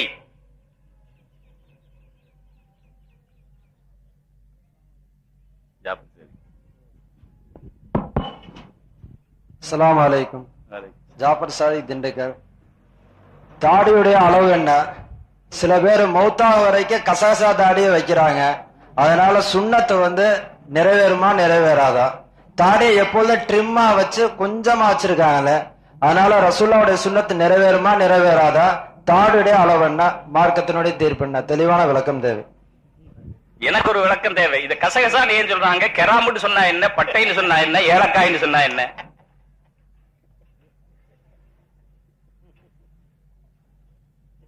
ரசூலுல்லாஹி ஸல்லல்லாஹு அலைஹி வஸல்லம் எந்த காரியத்தை எப்படி செய்தார்களோ அந்த காரியத்தை அப்படியே செய்ய வேண்டும். இதுதான் சுன்னத்து. ரசூலுல்லாஹி ஸல்லல்லாஹு அலைஹி வஸல்லம் தாடி எப்படி இருந்ததோ அப்படி வைப்பது சுன்னத்து. இதுக்கு மேல பெரிய விளக்கம் எல்லாம் தேவையில்லை. தங்களுடைய ஃபல்சஃபாலாம் இதுல கொண்டு வந்து நுழைக்க வேண்டிய அவசியம் இல்லை. தாடிண்டா என்ன, தூரத்துல இருந்து பார்த்தா தெரிஞ்சா தாடின்னு தெரிஞ்சாதே, அதுக்கெல்லாம் கேள்விக்கு இடமே கிடையாது. ரசூலுல்லாஹி ஸல்லல்லாஹு அலைஹி வஸல்லம் தாடி அவர்களுடைய ஷமாயிலே, அவர்களுடைய அங்கலட்சண சாமுத்திரியா லட்சணங்களிலே தெளிவாக விளக்கப்பட்டிருக்கிறது. பெரிய தாடியாக இருந்தது. சஹாபாக்களுடைய தாடிகள் எல்லாமே அப்படித்தான் இருந்தது என்பது தெளிவான விஷயம். எனவே அதில் போய் அதை வெட்டுவதற்கு என்ற பேச்சுக்கே இடமில்லை. அதை வெட்டுவது மார்க்கத்தை விட்டு விடுவதற்கு சமமாக ஆகுமே தவிர, இல்லையானால் தாடி ரசூலுல்லாஹ் வைத்தது போல் தாடி வைக்கிறது என்றே வந்து விட்டது, சுன்னத்தென்று வந்து விட்டது. பிறகு வைக்கிறது வேற. அவர் சொன்ன மாதிரி ட்ரிம்மா, அப்புறம் அதுவா இதுவா? சில பேருடைய தாடியே பைனாக்குலர் வச்சு பார்க்க வேண்டியது இருக்கு. அவங்க சுண்ணத்து அந்த அளவுதான் இருக்கும். அதனால சகோதரர்களை, எந்த காரணம் கொண்டும் தாடியில இது மாதிரி குறைச்சிக்கலாம். அது என்ன, இந்த கம்மி வயசு தானே, பல பேருக்கு தாடி வச்சிருக்கிறோம், நிறைய பேரை பாக்குறோம். கம்மி வயசு தானே, ஏன் பெரிய தாடி வைக்கணும்? அளவா இருந்தா நல்லா இருக்கும், பெருசா இருந்தா நல்லா இருக்காது, அப்படி என்று கிடையாது.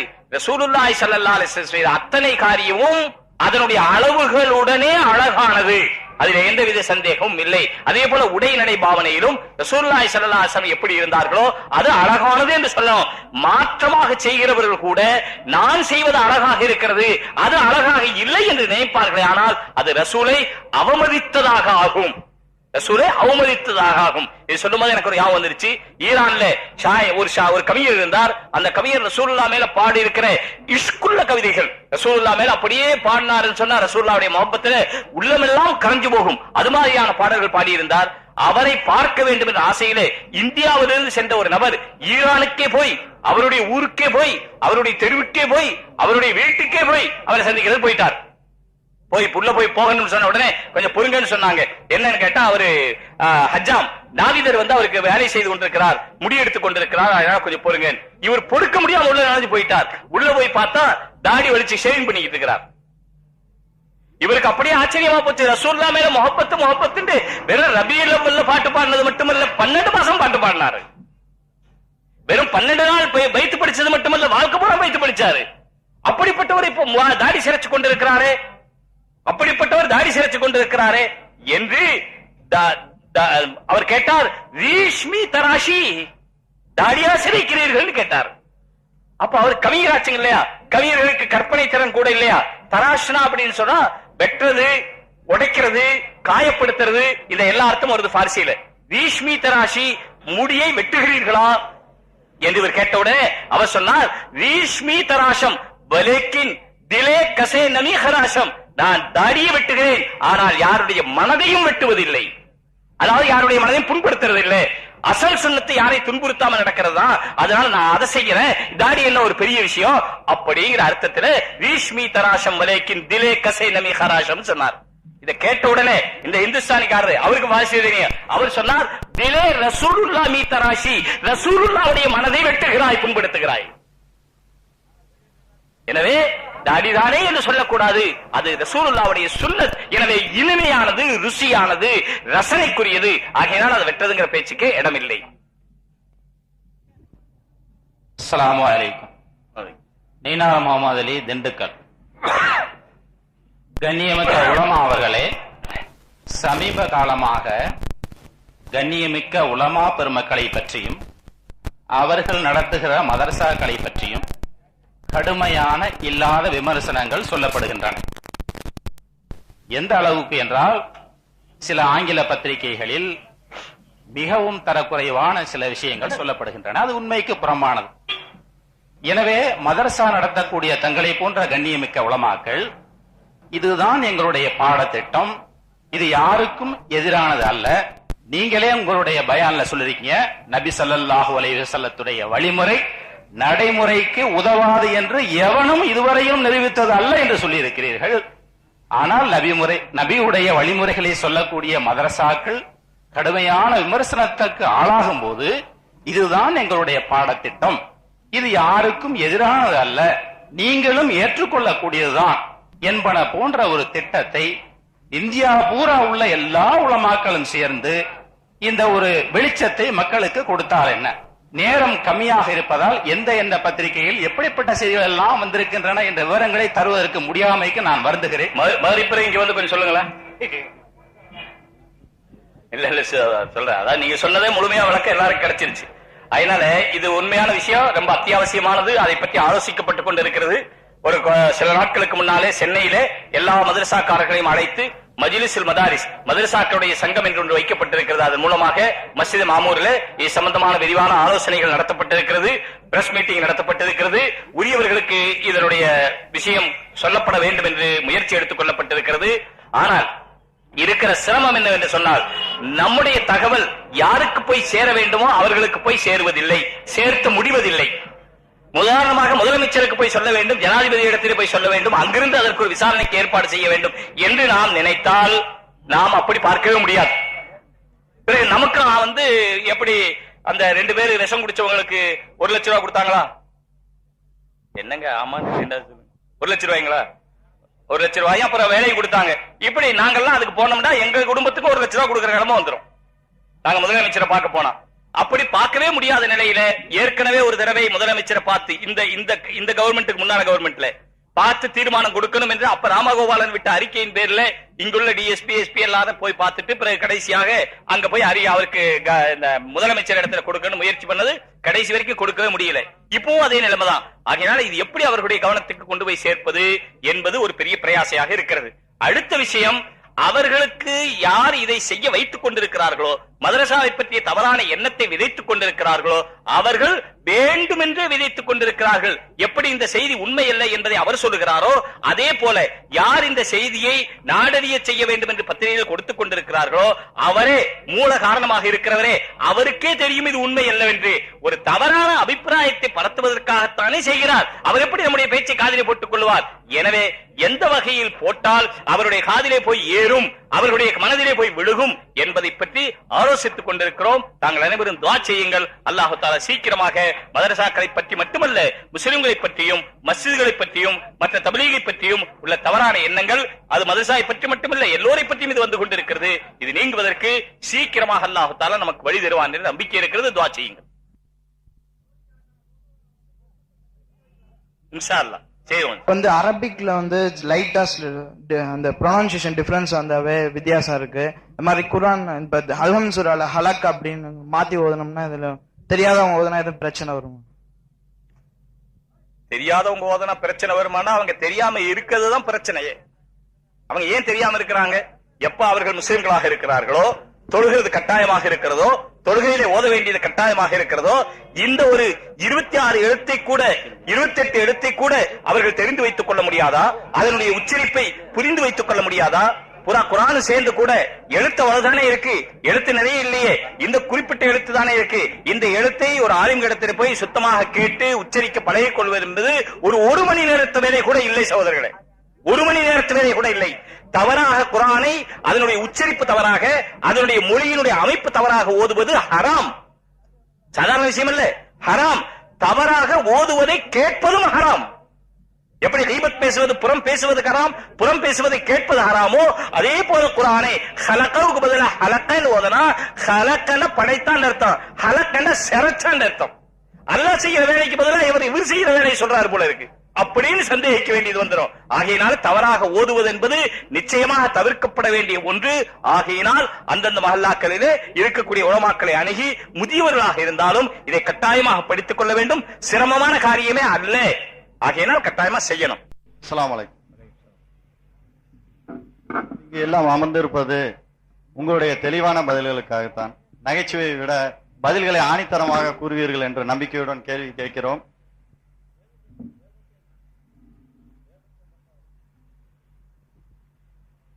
$786 போடலாமா என்று கேட்டதற்கு போடலாம், போட்டாலும் தப்பில்லை என்று பதிலை முடித்து விட்டீர்கள்.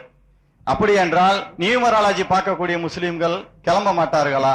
போடக்கூடாது என்று அடித்து சொல்லலாமே, ஏன் சொல்ல மாட்டேங்கிறீர்கள்? அதே போல மௌலது ஓதலாமா என்றால் மௌலது ஓதலாம், ஓதக்கூடாது என்று அடித்து சொல்லலாமே. சுண்ணத்தை தவற விட்டு தாடி இல்லாம தொழுகாம அஜரத்துக்கு 100-200 கொடுத்து வீட்டுல மௌலது ஓதனாக்க அவங்க அத்தா சொர்க்கம் போயிடுவாரு அப்படின்ற எண்ணம் வராதா? தாங்கள் விரிவான பதிலை ரத்தின சுருக்கமாக அடித்து சொல்லவும். ஏனென்றால் நாங்கள் எல்லாம் ஒன்றும் அறியாதவர்களாக இருந்து கொண்டிருக்கிறோம். மேலும் மௌலதை பற்றி தவறான மொழிபெயர்ப்புகள் தவறான முறையில் உள்ளது, ஆகையால் மௌலது ஓதக்கூடாது என்று சொல்கிறார்கள். ஓதலாமா ஓதக்கூடாதா ஆகியவற்றை தெளிவாக சொல்லுமாறு தயவு செய்து கேட்டுக்கொள்கிறேன்.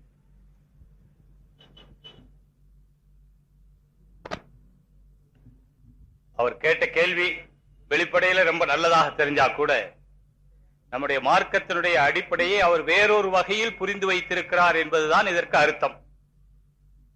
அவர் ஒன்று புரிஞ்சு வச்சிருக்கிறார், அதை எம்வாயால சொல்றார். சாத்தியமே இல்லை, நடக்கவே நடக்காது. தொப்பி இருக்கா? முதல்ல போய் தொப்பி போயிட்டு வாங்க, அடுத்த கேள்வி கேளுங்க. மத்தவ கேளுங்க. அஸ்ஸலாமு அலைக்கும். எங்களுடைய கலாச்சாரம் அஹ்லுஸ் சுன்னத்துல் ஜமாஅத்துடைய கலாச்சாரத்துக்கு விரோதமாக ஒரு நபர், நான் சொன்ன பதில் சொன்ன தெளிவா சொல்லிட்டேன். நூற்றுக்கணக்கான விஷயங்கள் ஹனஃபி ஷாஃபி வித்தியாசங்கள், ஹதீஸிலேயே அபிப்பிராய பேதங்கள் ஹதீஸிலேயே இருக்கிறது. அந்த அபிப்பிராய பேதங்களை எல்லாம் களைந்து விட்டு எஸ் ஆர் நோன்னு பதில் சொல்லுங்கன்னா அப்படி சொல்லவே முடியாது. அதுக்கு பேர் மார்க்கம் இல்லை. அதனால அப்படி பதில் சொல்ல முடியாது.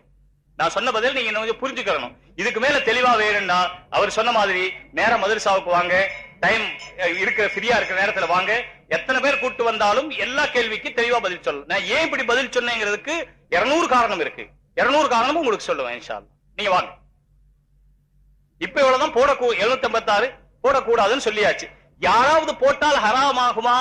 756 கொண்டு எனக்கு பிஸ்மில்லா ஞாபகம் வருது என்று சொன்னால் அதை ஹராம் என்று சொல்ல முடியாத இக்கட்டான ஒரு நிலை இருக்கிற காரணத்தினாலே, அதே போல மௌலூதுல இக்கட்டான ஒரு நிலை இருக்கிற காரணத்தினாலே ரசூலுல்லாஹ்வை போடக்கூடாதுன்னு சொல்ல முடியாது, அதே நேரத்தில் இது மாதிரி தவறான முறைகள் செய்யக்கூடாது. அதனால ரெண்டை சேர்த்து தான் சொல்ல முடியுங்கிறத நீங்க தெளிவா புரிஞ்சுக்கணும். கேளுங்க அடுத்து. அஸ்ஸலாமு அலைக்கும். என் பேர் ரமலான். எங்களுக்கு ஒரு சின்ன சந்தேகம். நம்ம தலைப்பாக அணிகிறோம். இந்த தலைப்பாகை ரசூலுல்லாஹி ஸல்லல்லாஹு அலைஹி வஸல்லம் அவர்கள் எந்த வடிவத்தில் கட்டினார்கள் என்பது முதலாவது என்னுடைய கேள்வி. அதனை சற்று தெளிவாக சொன்னால் நல்லா இருக்கும். இரண்டாவது, ரசூலுல்லாஹி ஸல்லல்லாஹு அலைஹி வஸல்லம் அவர்கள் எந்த ஜுப்பாவை எவ்வாறு அணிந்தார்கள்? அதாவது அவர்கள் அணிந்த ஜுப்பாவை காட்ட முடியாது, எந்த கோலத்திலே அணிந்தார்கள்? இப்பொழுது நாங்கள் அணிந்திருக்கின்ற ஜுப்பா சுன்னத்திலே சேருமா சேராதா, அல்லது சுன்னத்தை சார்ந்ததுதானா?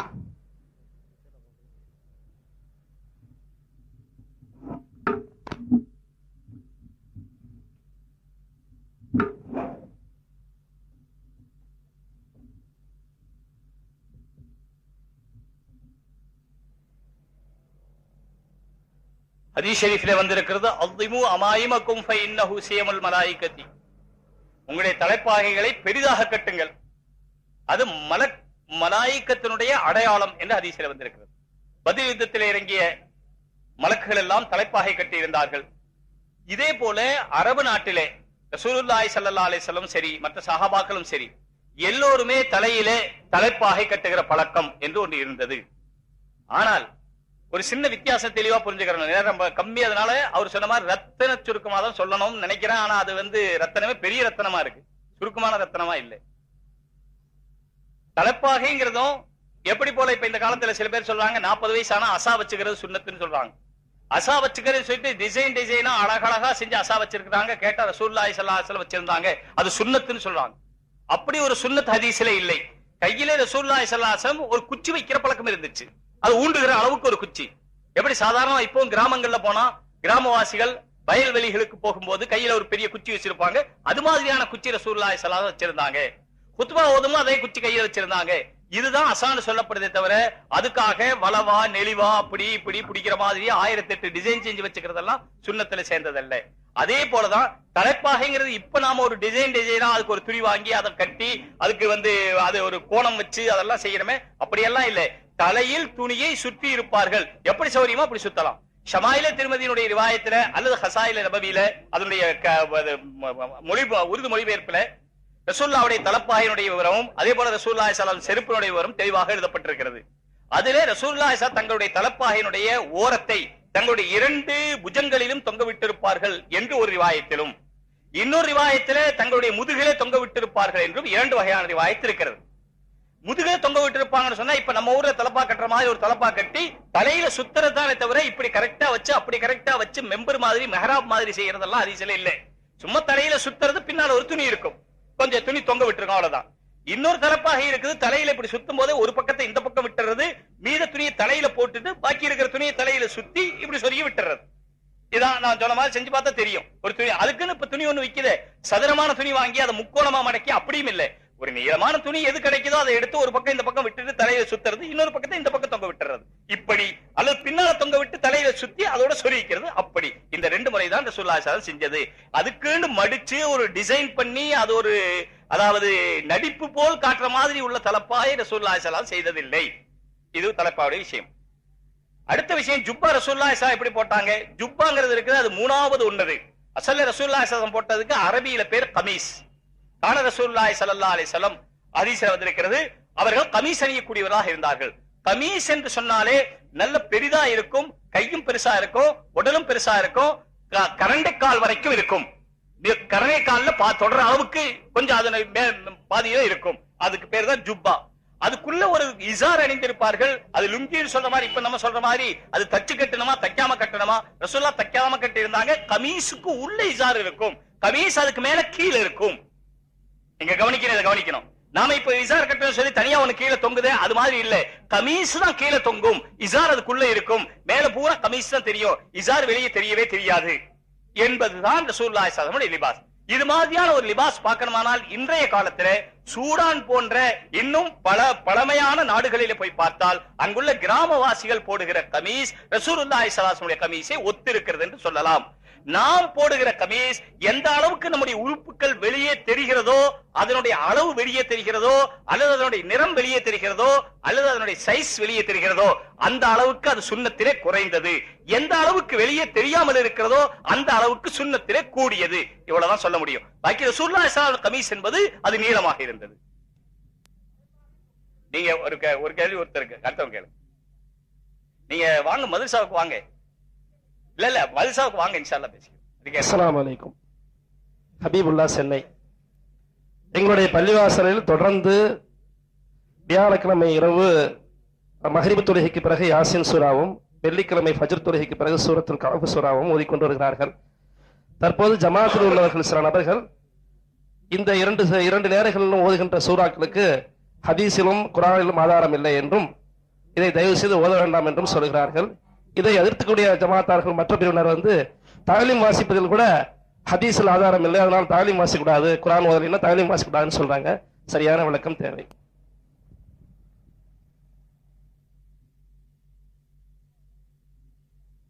பொதுவாக இன்னென்ன சூறாக்களை இந்த நேரத்திலே இப்படி ஓதணும் என்று சில சூறாக்களை பற்றி, உதாரணமா யாசின் ஷரீஃபை பற்றி, யார் ஒரு நாள் காலையிலே யாசின் ஷரீஃப் ஓதுகிறாரோ அன்றைய நாளுக்கு அவருக்கு அல்லாஹ் பொறுப்பெடுத்துக் கொள்ளுகிறான் என்று ஹதீஸ் ஷரீஃபிலே வந்திருக்கிறது.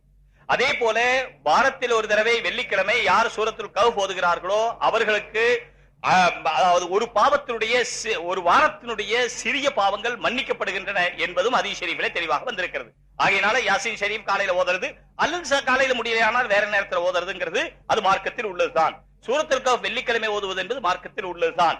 ஆனால் அது பள்ளிவாசலில் எல்லோருமாக கூட்டாக சேர்ந்து இப்படி ஓதுங்கள், அது குறிப்பிட்ட நேரத்தில் ஓதுங்கள் என்று சொல்லப்படுவது அதுவும் மார்க்கத்தில் சேர்ந்ததா?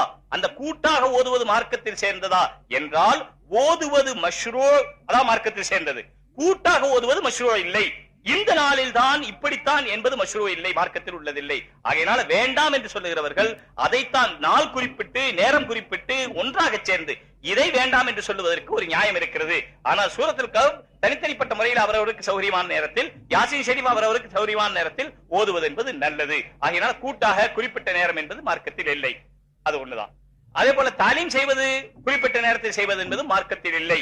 ஆனால் கற்றுக்கொள்வது, கற்றுக் கொடுப்பது, தஅல்லமுல் குர்ஆன வஅல்லிமுஹன் நாஸ், குர்ஆனை கற்றுக்கொள்ளுங்கள், குர்ஆனை கற்றுக் கொடுங்கள். குர்ஆனுக்கு அர்த்தம் வெறும் நேரடியாக குர்ஆன் மட்டும் என்ற அர்த்தம் இல்லை. குர்ஆனுடைய விளக்கம், அதனுடைய விளக்கமா இருக்கிற ஹதீஸ், ஹதீஸுடைய பெரியார்களுடைய விளக்கம், இதுவெல்லாம் குர்ஆனை கற்பதில் சேர்ந்துதான். எனவே குர்ஆனை கற்பதற்காக ஜனங்களுக்கு சௌகரியம் என்ற காரணத்தினாலே அதை செய்கிறார்கள் என்று சொன்னால் நேரம் அதிலே குறிப்பிடப்பட வேண்டிய அவசியம் இல்லை. ஜனங்களுக்கு ஃபஜ்ரில் சௌகரியமான சௌகரியம், மக்ரிபில் சௌகரியமான சௌகரியமான நேரத்தில் அவங்க செய்யறாங்க என்ற அளவில் மட்டும் அவர்கள் செய்வார்களே, ஆனால் அதிலே தவறில்லை.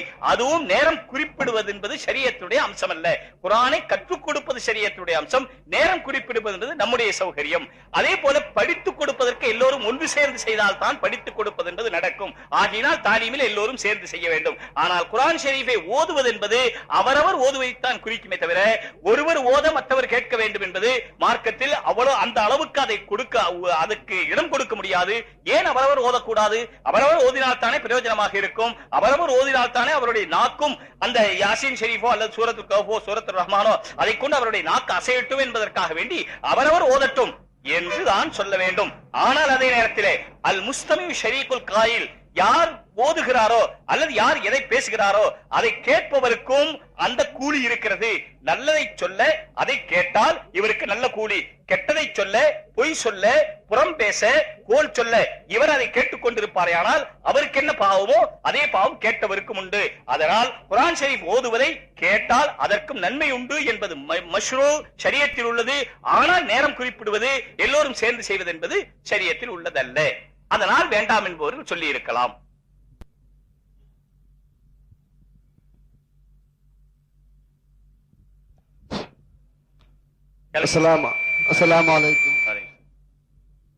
அஸ்ஸலாமு அலைக்கும் வரஹ்மத்துல்லாஹி பரகாத்துஹு. என் பேர் எம் இமாம் ஜாஃபர் சாதிக், நத்தர் பூச்சநாயக்கம்பட்டியில பேருங்க. அப்ப முந்தி நத்தர்சாத்தூர்ல இருந்தா இப்ப மாறிட்டனால பழைய அட்ரஸ் நினைவுல வரல. ரசூல் ஸல்லல்லாஹு அலைஹி வஸல்லம் அவர்களை பற்றி ஆயிஷா ரலியல்லாஹு அன்ஹா அறிவிக்கும் பொழுது ரசூல் ஸல்லல்லாஹு வாழ்க்கை எப்படி இருந்தது என்று கேட்ட பொழுது அவருடைய வாழ்க்கை குர்ஆனாக இருந்தது என்று கூறியிருக்கிறார்கள். அதன் அடிப்படையில் பார்த்தால் இஸ்லாமியர்களுக்கிடையே இப்பொழுது நபி வழியை பின்பற்றுவதில் கருத்து வேறுபாடு இருந்தாலும் அனைவருமே குர்ஆனிலே எவ்வித கருத்து வேறுபாடும் மேற்கொள்ளவில்லை, கருத்து வேறுபாடும் கூறவில்லை. இந்த விஷயத்தில் பார்க்கும் பொழுது அனைத்து இஸ்லாமிய தரப்பினரும் குர்ஆனை எந்த விதத்தில் அணுகிறார்கள் என்று பார்க்கும் பொழுது மிகவும் கவலைக்குரியதாக இருக்கிறது. நமது குர்ஆன், நாம் ஈமான் கொண்டிருக்கக்கூடிய அல்லாஹ்வின் திருவேதம் அரபி மொழியில் உள்ளது, நமது தாய்மொழி தமிழாக உள்ளது. இன்றைக்கு நமது சகோதரர்கள் சில கேள்விகள் கேட்கப்பட்ட பொழுது கூட அவர்கள் எந்த அளவு இஸ்லாத்தை அறியாத நிலையில் இருக்கிறார்கள் என்பதை நாம் கண்கூடாக பார்க்க முடிகிறது. சொர்க்கம் ஒன்று இயங்குகிறதா, அதற்கு ஏதோ சில கேள்விகள் எல்லாம் அவர் கேட்டார். இந்த அளவுக்கு பலவீனமாக இஸ்லாத்தை அறிந்து வைத்திருக்கின்ற நிலையை பார்த்து நாம் வெட்கப்பட வேண்டியுள்ளது. இதற்கு முழு காரணம் நமது மொழியில் இன்றைக்கு KA நிஜாமுதீன் மன்பை போன்றவர்களுடைய மொழிபெயர்ப்புகள் கூட வந்திருக்கின்றது. அந்த மொழிபெயர்ப்புகளை படித்து இஸ்லாத்தை அதன் தூய வழியில் தெரிந்து கொள்வதற்கு நமது அறிஞர்களும் இன்னும் பள்ளிவாசலில் தப்லீக்கின் சிறப்பு, அமல்களின் சிறப்பு, இன்னும் பிற நூல்களுக்கு கொடுக்கக்கூடும் முக்கியத்துவம் போன்று தினமும் ஏதேனும் ஒரு வக்தில் மொழிபெயர்ப்பு குர்ஆனை வைத்து அறிஞர்கள் விளக்கம் கொடுக்க வேண்டும். அது மேலும் ஒவ்வொரு முஸ்லீமும் தனித்தனியாக படித்து மொழிபெயர்ப்பை தெரிந்து கொள்ள வேண்டும் என்பதற்காக மொழிபெயர்ப்பின் வாயிலாக அறிந்து கொள்வது சரியா தவறா என்பதை நீங்கள் கூறவும். அஸ்ஸலாமு அலைக்கும் வரஹ்மத்துல்லாஹி வபரகாத்துஹு.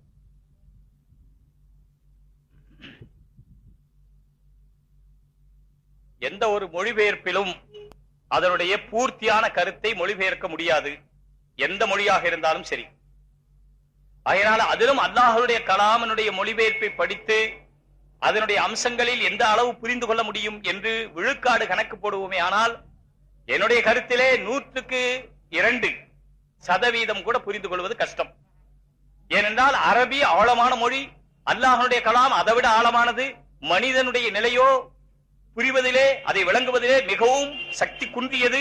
இந்த நிலையில் அரபியில் படித்து புரிவதுதான், அரபி மொழியை கற்றுக்கொள்வதுதான் நம்முடைய எப்படி தாய்மொழி தமிழோ எப்படி சாதாரணமாக ஆங்கிலம் கற்றுக்கொள்கிறார்களோ அதே போல ஒரு முஸ்லிம் தன்னுடைய ரப்பு பேசுகிறான், அரபியிலே பேசுகிறான், நான் அதை அரபியிலே கேட்க மாட்டேன், தமிழிலே மொழிபெயர்த்துக் கொள்வேன் என்று சொல்லுவோமே. ஆனால் அதனுடைய முழுமையான அல்ல, பாதி கூட இல்லை, 110% கூட புரிந்து கொள்வது கஷ்டம் என்ற காரணத்தினாலே ஏதாவது முயற்சி பண்ணி அரபி படித்துக் கொள்ள வேண்டும். அரபி படித்துக் கொள்வது என்பது அதிசயமான ஒரு காரியம் அல்ல. மதரசாவிலே மௌல்வி ஆவது என்பது எல்லா சட்டத்திட்டங்களையும் தெரிந்து கொள்வதற்காக.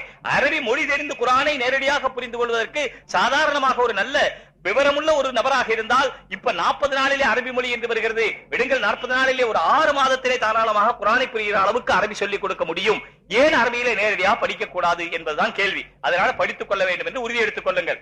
பிறகு அரபிய கடைசி கட்ட முடியாத பட்சத்தில் கட்டாயமாக தமிழ் மொழிபெயர்ப்புகளை வைத்து படிக்கலாம் என்பதிலே படிக்க வேண்டும்.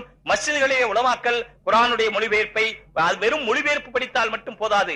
ஏனென்றால் அந்த மொழிபெயர்ப்புக்கு விளக்கம் இல்லாமல் ஒருவர் படிப்பாரையானால், மற்ற அம்சங்களை எல்லாம் புரியாமல் படிப்பாரையானால், உதாரணமாக வைத்தியம் பார்க்க போகிறவர்கள் எப்படி காது வலிக்குதுன்னா காதுக்கு மட்டும் மருந்து ஊத்துறது இல்லை, காது வலிக்குதுன்னு டாக்டர் போனா முதல்ல ஸ்டெதாஸ்கோப் எடுத்து நெஞ்சில வச்சு பாக்குறார். அப்படி பார்க்கும்போது ஒருத்தர் சொன்னாரா, சார் இங்க வலிக்கல, எனக்கு காது தான் வலிக்குதுன்னு. அவர் ஏன் நெஞ்சு பார்க்கிறார்? இதே போல மார்க்கத்திலே குர்ஆன் ஷரீஃபை கையில் எடுத்து அதனுடைய மொழிபெயர்த்தை விளங்க வேண்டுமானால் அதனுடைய ஜீவநாடி என்ன என்பதை புரியாமல் வெறும் மொழிபெயர்ப்பை பார்த்தால் அவர் தவறாக விளங்குவதற்கு ஏராளமான வாய்ப்புகள் இருக்கின்றன. சரியாக விளங்குவதை விட தவறாக விளங்குவதற்கு தான் வாய்ப்பு இருக்கிறது. எனவே உலமாக்கல் மூலமாக மொழிபெயர்ப்பை அதனுடைய விளக்கத்தை கேட்டு புரிந்து கொள்ள வேண்டும். கட்டாயமாக உலமாக்கல் மஸ்ஜிதுகளிலே தங்களுடைய மஸ்ஜிதுகளிலே அதற்கு ஏற்பாடு செய்ய வேண்டும் என்பது மிக முக்கியமான அம்சம். இன்ஷா அல்லாஹ் திண்டுக்கல் நகர, அதே போல நம்மை ஒட்டி இருக்கிற மதுரை நகர உலமாக்கல் இதற்கு முக்கியத்துவம் கொடுத்து செய்ய வேண்டும். இமாம்கள் இதன் பக்கம் அதிகம் கவனம் செலுத்த வேண்டும் என்று அவர் சார்பாக நானும் கேட்டுக்கொள்கிறேன். அஸ்ஸலாமு அலைக்கும். ஹைதர் அலி, திண்டுக்கல். தொழுகை இமாம் ஜமாத்து 5 நேரம் நடைபெறுவதில்லை. லுஹர் தொழுகையில இமாம் சத்தமாக ஓதுறதில்லை, அசர்லையும் சத்தமாக ஓதுறதில்லை. அப்படி இருக்கக்கூடிய நிலைமையில இமாம் என்ன சூறா ஓதுறாரு வைக்கிறாங்கிறது பின்னாடி நிக்கிறவங்களுக்கு தெரியாது. அப்படிப்பட்ட நிலைமையில உலக எண்ணங்கள் வராமல் இருக்கிறதுக்காக நாமளும் அல்ஹம்து சூரா ஓதுற மாதிரி நினைத்து கொள்ளலாமா, கூடாதா? எந்த ருக்குவுல அதே மாதிரி ருக்குவுல சுபான ரபியல் அலீம் இருக்கு, சஜிதாவுல சுபான ரபியல் அகலான் இருக்கு. அதுக்கு மேல வேற எதுவும் தமிழ்ல அல்லா இடத்துல சஜிதாவிலே ருக்குவிலே தேவையான விஷயங்களை கேட்டுக்கொள்ளலாமா கூடாதா? எந்த நேர தொழுகையிலே சப்தமாக இமாம் ஓத வேண்டும், எந்த நேர தொழுகைகளிலே ஓதக்கூடாது என்பது ஹதீஸிலே தெளிவாக வந்திருக்கிறது. அதற்குரிய காரணங்களும் சொல்லப்பட்டிருந்தாலும் கூட காரணங்களுக்கெல்லாம் அப்பாற்பட்டு அதாவது அசல் அடிப்படை என்ன என்று சொன்னால் அல்லாஹ் எப்படி சொல்லுகிறானோ அப்படி செய்ய வேண்டும். எனக்கு அருமையாக கிராத் ஓத தெரியும் என்ற காரணத்தினாலே நான் அவர்களுடைய தொழுகையிலே சப்தமிட்டு கிராத் ஓதக்கூடாது. அல்லாஹ் சொன்னதை செய்யப்படுவது என்ற அடிப்படை அம்சம் அதிலே இருக்கிறதை மனதிலே கொண்டு நாம் இமாம் சப்தம் இல்லாமல் ஓதுகிறார், நாமும் சப்தம் இல்லாமல் இருக்கிறோம். இந்த நேரத்தில் சூரத்துல் ஃபாத்திஹாவை நினைத்துக் கொள்ளலாம், அதனுடைய அர்த்தத்தை நினைத்துக் கொள்ளலாம், அல்லாஹுவை நினைத்துக் கொள்ளலாம், சொர்க்கத்துடைய சுகத்தை நினைக்கலாம், நரகத்துடைய வேதனையை நினைக்கலாம், அல்லாஹ்வுடைய படைப்பினங்களுடைய ஆச்சரியங்களை நினைக்கலாம். நினைப்பது அல்லாஹ் சம்பந்தப்பட்ட எதையும் நினைப்பதிலே எந்த தவறும் இல்லை. ஆனால் வாய்விட்டு ஓதுவதை பொறுத்தவரை ஹனஃபி மذஹபிலே அது சிறந்ததல்ல என்று சொல்லப்பட்டிருக்கிறது. ஆகையினால் மௌனமாக இருந்து கொண்டு அல்லாஹுவை, அல்லாஹ்வுடைய ஆணைகளை, அவருடைய சொர்க்கத்தை, நரகத்தை சிந்திக்க வேண்டும். அதிலே சூரத்துல் ஃபாத்திஹாவை பற்றி சிந்தித்தாலும் அதனுடைய அர்த்தத்தை சிந்தித்தாலும் நல்லது என்றுதான் சொல்ல வேண்டும். இரண்டாவது என்ன கேட்டீங்க? ருக்குல தமிழ்ல இதுல எல்லாம் சுபான் ரப்பியல் அஸீம், சுபான் ரப்பியல் ஆலாவுக்கு மேல ஓதலாமா என்றால் தொழுகைக்குள்ளே தமிழுக்கு எந்த காரணத்தை கொண்டும் அனுமதி இல்லை. தொழுகை என்பது அல்லாஹ்வுடைய உத்தரவு. சூரத்துல் ஃபாத்திஹாவை தமிழ்ல ஓதலாமா அல்லது லம்மு சூராவை தமிழ்ல ஓதலாமா? வெறும் தக்பீர் கட்டும் போது அல்லாஹ் அக்பர் என்று சொல்வதற்கு பதிலாக அல்லாஹ் பெரியவன் என்று சொல்லி தக்பீர் கட்டலாமா? இல்லை. தொழுகை என்பது அரபியில் தான் செய்யப்பட வேண்டிய ஒன்று. ஆகையினால் அரபியில் தான் செய்ய வேண்டும். ஆனால் ஒன்று இருக்கிறது, அதையும் நான் சொல்லாமல் இருக்க முடியாது. தொழுகையினுடைய கடைசியில துஆ ஓதுகிறோம், அத்தஹியாத்துடைய கடைசியில அந்த துஆவை மட்டும் வேறு மொழியில் ஓதலாமா என்றால் அபூ ஹனீஃபா ரஹ்மத்துல்லாஹி ஒரு சொல் இருக்கிறது. ஆனால் அது ஃபத்வா கொடுக்கப்பட்ட சொல் அல்ல. உங்களுக்கு நீங்கள் கேட்டதனாலே சொல்லுகிறேன். அப்ப அதை வேறு மொழியில் கூட துஆ மட்டும் அது ஆகிரத் சம்பந்தப்பட்டதாக இருந்தால், துனியா சம்பந்தப்பட்டதல்ல. எனக்கு அழகான பொண்ணாக எனக்கு கிடைப்பதற்கு தௌஃபீக் கொடுன்னு கேட்க கூடாது, எனக்கு வியாபாரத்தில் அதிக பணம் கொடு என்று கேட்க கூடாது. இது துனியா சம்பந்தப்பட்டது, தொழுகைக்கு வெளியே. தொழுகைக்குள்ள கேட்கலாம். இமாம் அபூ ஹனீஃபாவுடைய ஒரு சொல் இருக்கிறது. ஆனாலும் தொழுகை அதனுடைய ஆரம்பம் முதல் கடைசி வரை அரபியில் தான் இருக்க வேண்டும். வேறு மொழியில் செய்தால் கூடவே கூடாது. அஸ்ஸலாமு அலைக்கும். என் பேர் எஸ் முகமது மெய்தி, திண்டுக்கல் இது மகாலாவாசியை சேர்ந்தவர். மதுஹபு வழியில் செல்லாவிட்டால் சொர்க்கம் போக முடியாதா? போக முடியாது என்று பத்வா ஏதேனும் உள்ளதா? சரியான விளக்கம் தரவும். அஸ்ஸலாமு அலைக்கும். மதுஹப் இல்லாமல் சொர்க்கம் போக முடியாது என்பது கிடையாது. ஏனென்றால் மதுஹப் உண்டாவதற்கு முதல்ல இருந்தவர்கள் எல்லாம் நிச்சயமா சொர்க்கம் போவார்கள் என்றால் அதற்கு பின்னாலே உள்ளவர்களும் மதுஹப் இல்லாமலும் சொர்க்கம் போக முடியும். நாம் சொல்லுவது மதுஹப் இல்லாமல் பிற்காலத்திலே எப்பொழுது ஹதீசுகள் இட்டுக்கட்டப்பட்ட ஹதீசுகள், மௌதுவான ஹதீசுகள், அபிப்பிராய பேதமுள்ள ஹதீசுகள் ஒன்றல்ல ஒரே விதமான ஒரே சம்பந்தப்பட்ட விஷயத்திலே ஏராளமான ஹதீசுகள் வந்திருக்கின்றன. அவைகளை எல்லாம் முன்பின் அறிந்து எதை முன்னாலே ரசூலுல்லாஹ் செய்தார்கள், எதை பின்னாலே வேண்டாம் என்று சொன்னார்கள், இதையெல்லாம் தெரிந்து கொள்வதற்கு காலப்போக்கிலே வாய்ப்புகள் குறைவாக இருக்கிற காரணத்தினாலே இதிலே இந்த விஷயங்களை பகுத்து அறிந்து நன்றாக புரிந்து தொகுத்து வைத்திருக்கிற இமாம்களுடைய சொல்லை கேட்போமே. ஆனால் நாம் நேர் வழியிலே இருப்பதற்கு சரியான வாய்ப்பு இருக்கிறது. ஆகையினால் நாம பகுத்து தொகுக்க முடியாத காரணத்தினால் ஏற்கனவே பகுத்து தொகுத்து வைக்கப்பட்டதை பின்பற்றுவோமே. ஆனால் சொர்க்கத்தை செல்வதற்கு சரியான வாய்ப்பு இருக்கிறது என்று சொல்லுகிறோமே தவிர மதஹப் நேரடியாக சொர்க்கத்தோடு சம்பந்தப்படவில்லை. அமலும் சொர்க்கமும் தான் சம்பந்தப்படுகிறது. மதஹப் அந்த அமல் செய்வதற்கு வழிகாட்டிய தவிர மதஹப் சொர்க்கம் காட்டி அல்ல. மதஹப் சொர்க்கத்துக்கு வழிகாட்டி. அஸ்ஸலாமு அலைக்கும். என் பேர் மிஸ்தார் அஹ்மத், நான் பேகம்பூர். ஆலிம்கள் தலப்பா கட்டி தான் தொழுக வைக்கணுமா, தலப்பா கட்டி தொழு வைக்கிறதுனால என்ன பிரயோஜனம் இருக்கு, அதை பத்தி தெரிஞ்சுக்கணும். தலப்பா கட்டி தொழு வைக்கிறதுனால என்ன பிரயோஜனம் இருக்கு? ஆலிமுக்கு தலப்பா கட்டி தான் தொழுக வைக்கணுமா, அவங்க தலப்பாக இல்லாம கூட தொழு வைக்கலாமா? இது என்ன பிரயோஜனம் இருக்கு? இது ஒரு பிரச்சனையா இருக்கு. இது என்ன விளக்கம் சொல்லுங்க. தலைப்பாகை என்பது ஆலிம்களுக்கோ ஆலிம் அல்லாதவர்களுக்கு என்ற எந்த பாகுபாடும் கிடையாது. எப்படி தொழுகை ஆலிம்களுக்கு மட்டும்தான் ஆலிம் அல்லாதவர்களுக்கு இல்லை என்று இல்லையோ, முஸ்லிம்களாகிய அனைவரும் தொழுக வேண்டுமோ, ஃபர்து தொழுகணும், சுன்னத்து தொழுகணும், சுன்னத்தான முறையை வாழ்க்கை நடத்தணும். அதே சுன்னத்தான முறைகளில் ஒன்றுதான் தலைப்பாகை. அது ஆலிமும் கட்ட வேண்டும், ஆலிம் அல்லாதவரும் கட்ட வேண்டும், தொழுகையின் போதும் கட்டி இருக்க வேண்டும், தொழுகை அல்லாத நேரத்திலும் கட்டி இருக்க வேண்டும்.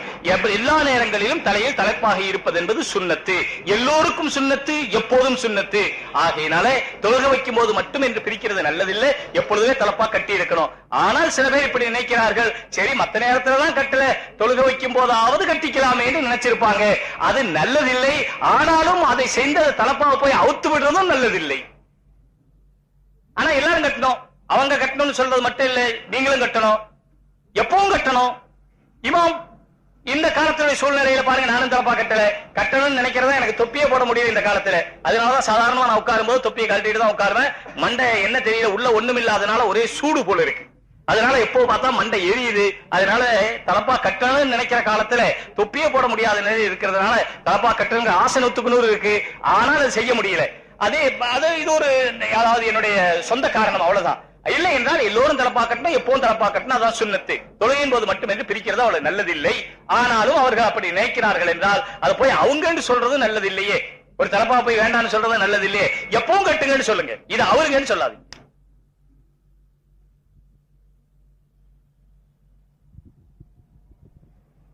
அஸ்ஸலாமு அலைக்கும். அப்துல் ஜலீல் கோசூர்ச்சி. திருமணத்துல வரதட்சணை வாங்குறது ஹராம்ட்டீங்க. நானா சொல்லிட்டேன், மார்க்கம் சொல்லிருச்சுங்க. அவங்களா பெண்ணுக்கு போட்டு அனுப்புறதை நாம ஏத்துக்கிறலாங்களா, இல்ல அதுவும் கூடாதுங்களான்னு? பெண்ணுக்கு போடுறது பெண்ணுக்கு தானே. இங்க வரதட்சணைங்கிறது ஆணுக்கு கொடுக்கப்படுகிற பணத்தை பற்றி தான் பேச்சு. இல்ல அது ஆண் கேட்டு வாங்குறத பற்றி தான் பேச்சு. ஆணுக்கு அன்பளிப்பு ஏதாவது அவர் தந்தார், உண்மையிலேயே அது அன்பின் காரணமாக அளிக்கப்பட்டால் தான் அன்பளிப்பு. இவர் அன்பளிப்பு கொடுக்கலன்னு சொன்னா வீர தகராறு பண்ணுவாருங்கிறதுக்காக கொடுத்தால் அது அன்பளிப்பு இல்ல, அது ஒரு தண்டனை. ஆகையினால் வாங்கக்கூடாது. பெண்ணுக்கு போடுறது அவரா போட்டா வாங்கி போடணும் இல்லையா? அவர் மகளுக்கு அவர் போடுறாரு, போட்டுட்டோம், அதே வேண்டாம்னு சொல்லுவோம். திருமணம் நிச்சயிக்கும் போது இத்தனை பவுன் தான் போடுன்னு சொல்லி கராரா பேசிடுறாங்க. அப்படிங்கும்போது அது வரதட்சணையில சார்ந்ததுன்னு ஆகுது. இவர் கேட்டு வாங்கினா அது வரதட்சணை மாதிரி தான் ஆகும்.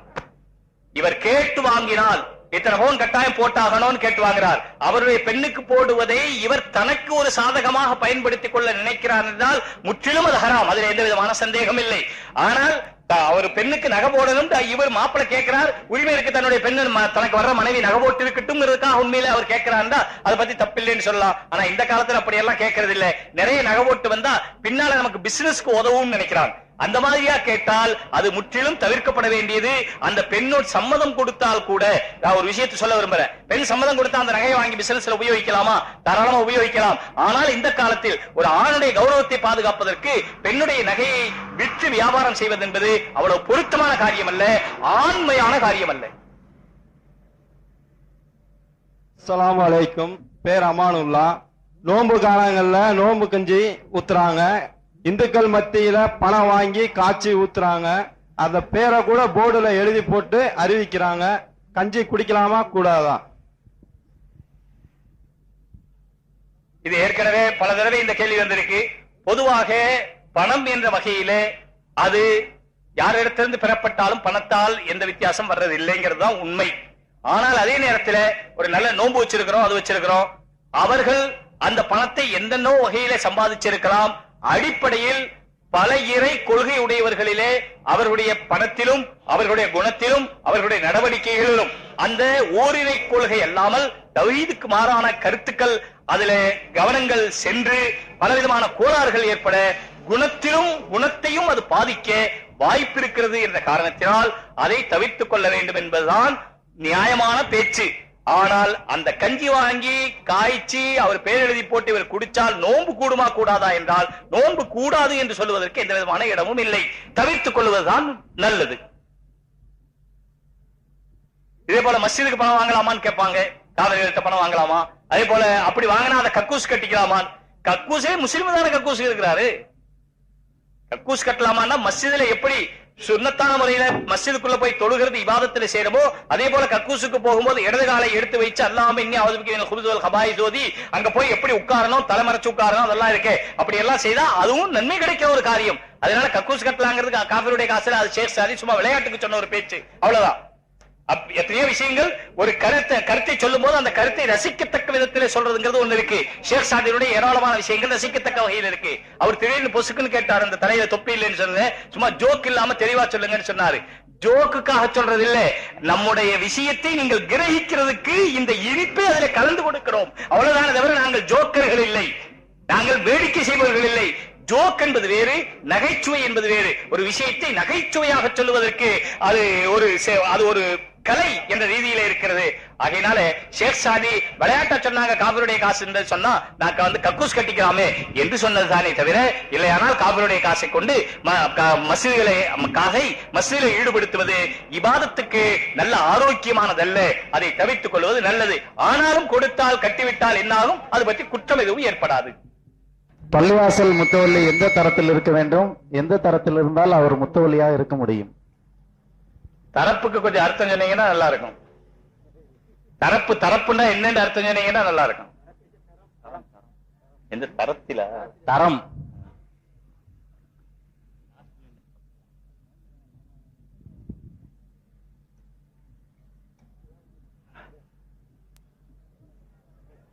குர்ஆனிலே ஒரு ஆயத்து இருக்கிறது, இன்னமா யாமுரு மசாஜிதல்லாஹி மன் ஆமன பில்லாஹி வல் யௌமில் ஆகிர்.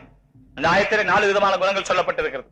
அதில் இன்னமா யாமுரு மசாஜிதல்லாஹ், மஸ்ஜிதை செழிப்பாக்குகிறவர்கள் என்று ஒரு அர்த்தம் செய்யப்பட்டிருக்கிறது.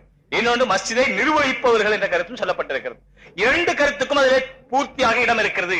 ஆகையினால் மஸ்ஜிதை நிர்வகிப்பவர்கள் முதலிலே ஈமானிலே வலுவுள்ளவர்களாக இருக்க வேண்டும், நல்ல யௌமுல் ஆகிரத்தை பயப்படுகிறவர்களாக இருக்க வேண்டும், மஸ்ஜிதுடைய காசை எந்த காரணத்தை கொண்டு எந்த விதமான வீண் விரயம் செய்யாதவர்களாக, அதிலே மோசடி செய்ய வேண்டும் என்ற நினைவு கூட வராதவர்களாக, அடுத்து அவர்கள் மீது என்ன கடமை இருக்கிறதோ ஜக்காத்து கொடுக்கிற இது போன்ற கடமைகள் இருந்தால் அந்த கடமைகளை சரியாக செய்கிறவர்களாக, அவருடைய காரியங்கள் எல்லாம் அல்லாஹ்விற்கு பயந்து நடத்தப்படக்கூடிய காரியங்களாக இந்த 4 தன்மைகள் அந்த ஆயத்தில் சொல்லப்பட்டிருக்கிறது. அந்த ஆயத்தை எடுத்து பாருங்கள். அப்படிப்பட்ட நற்குணம் உள்ளவர்களை தான் மஸ்ஜிதினுடைய நிர்வாகிகளாக தேர்ந்தெடுக்க வேண்டும் என்று அந்த ஆயத்து கூறுகிறது.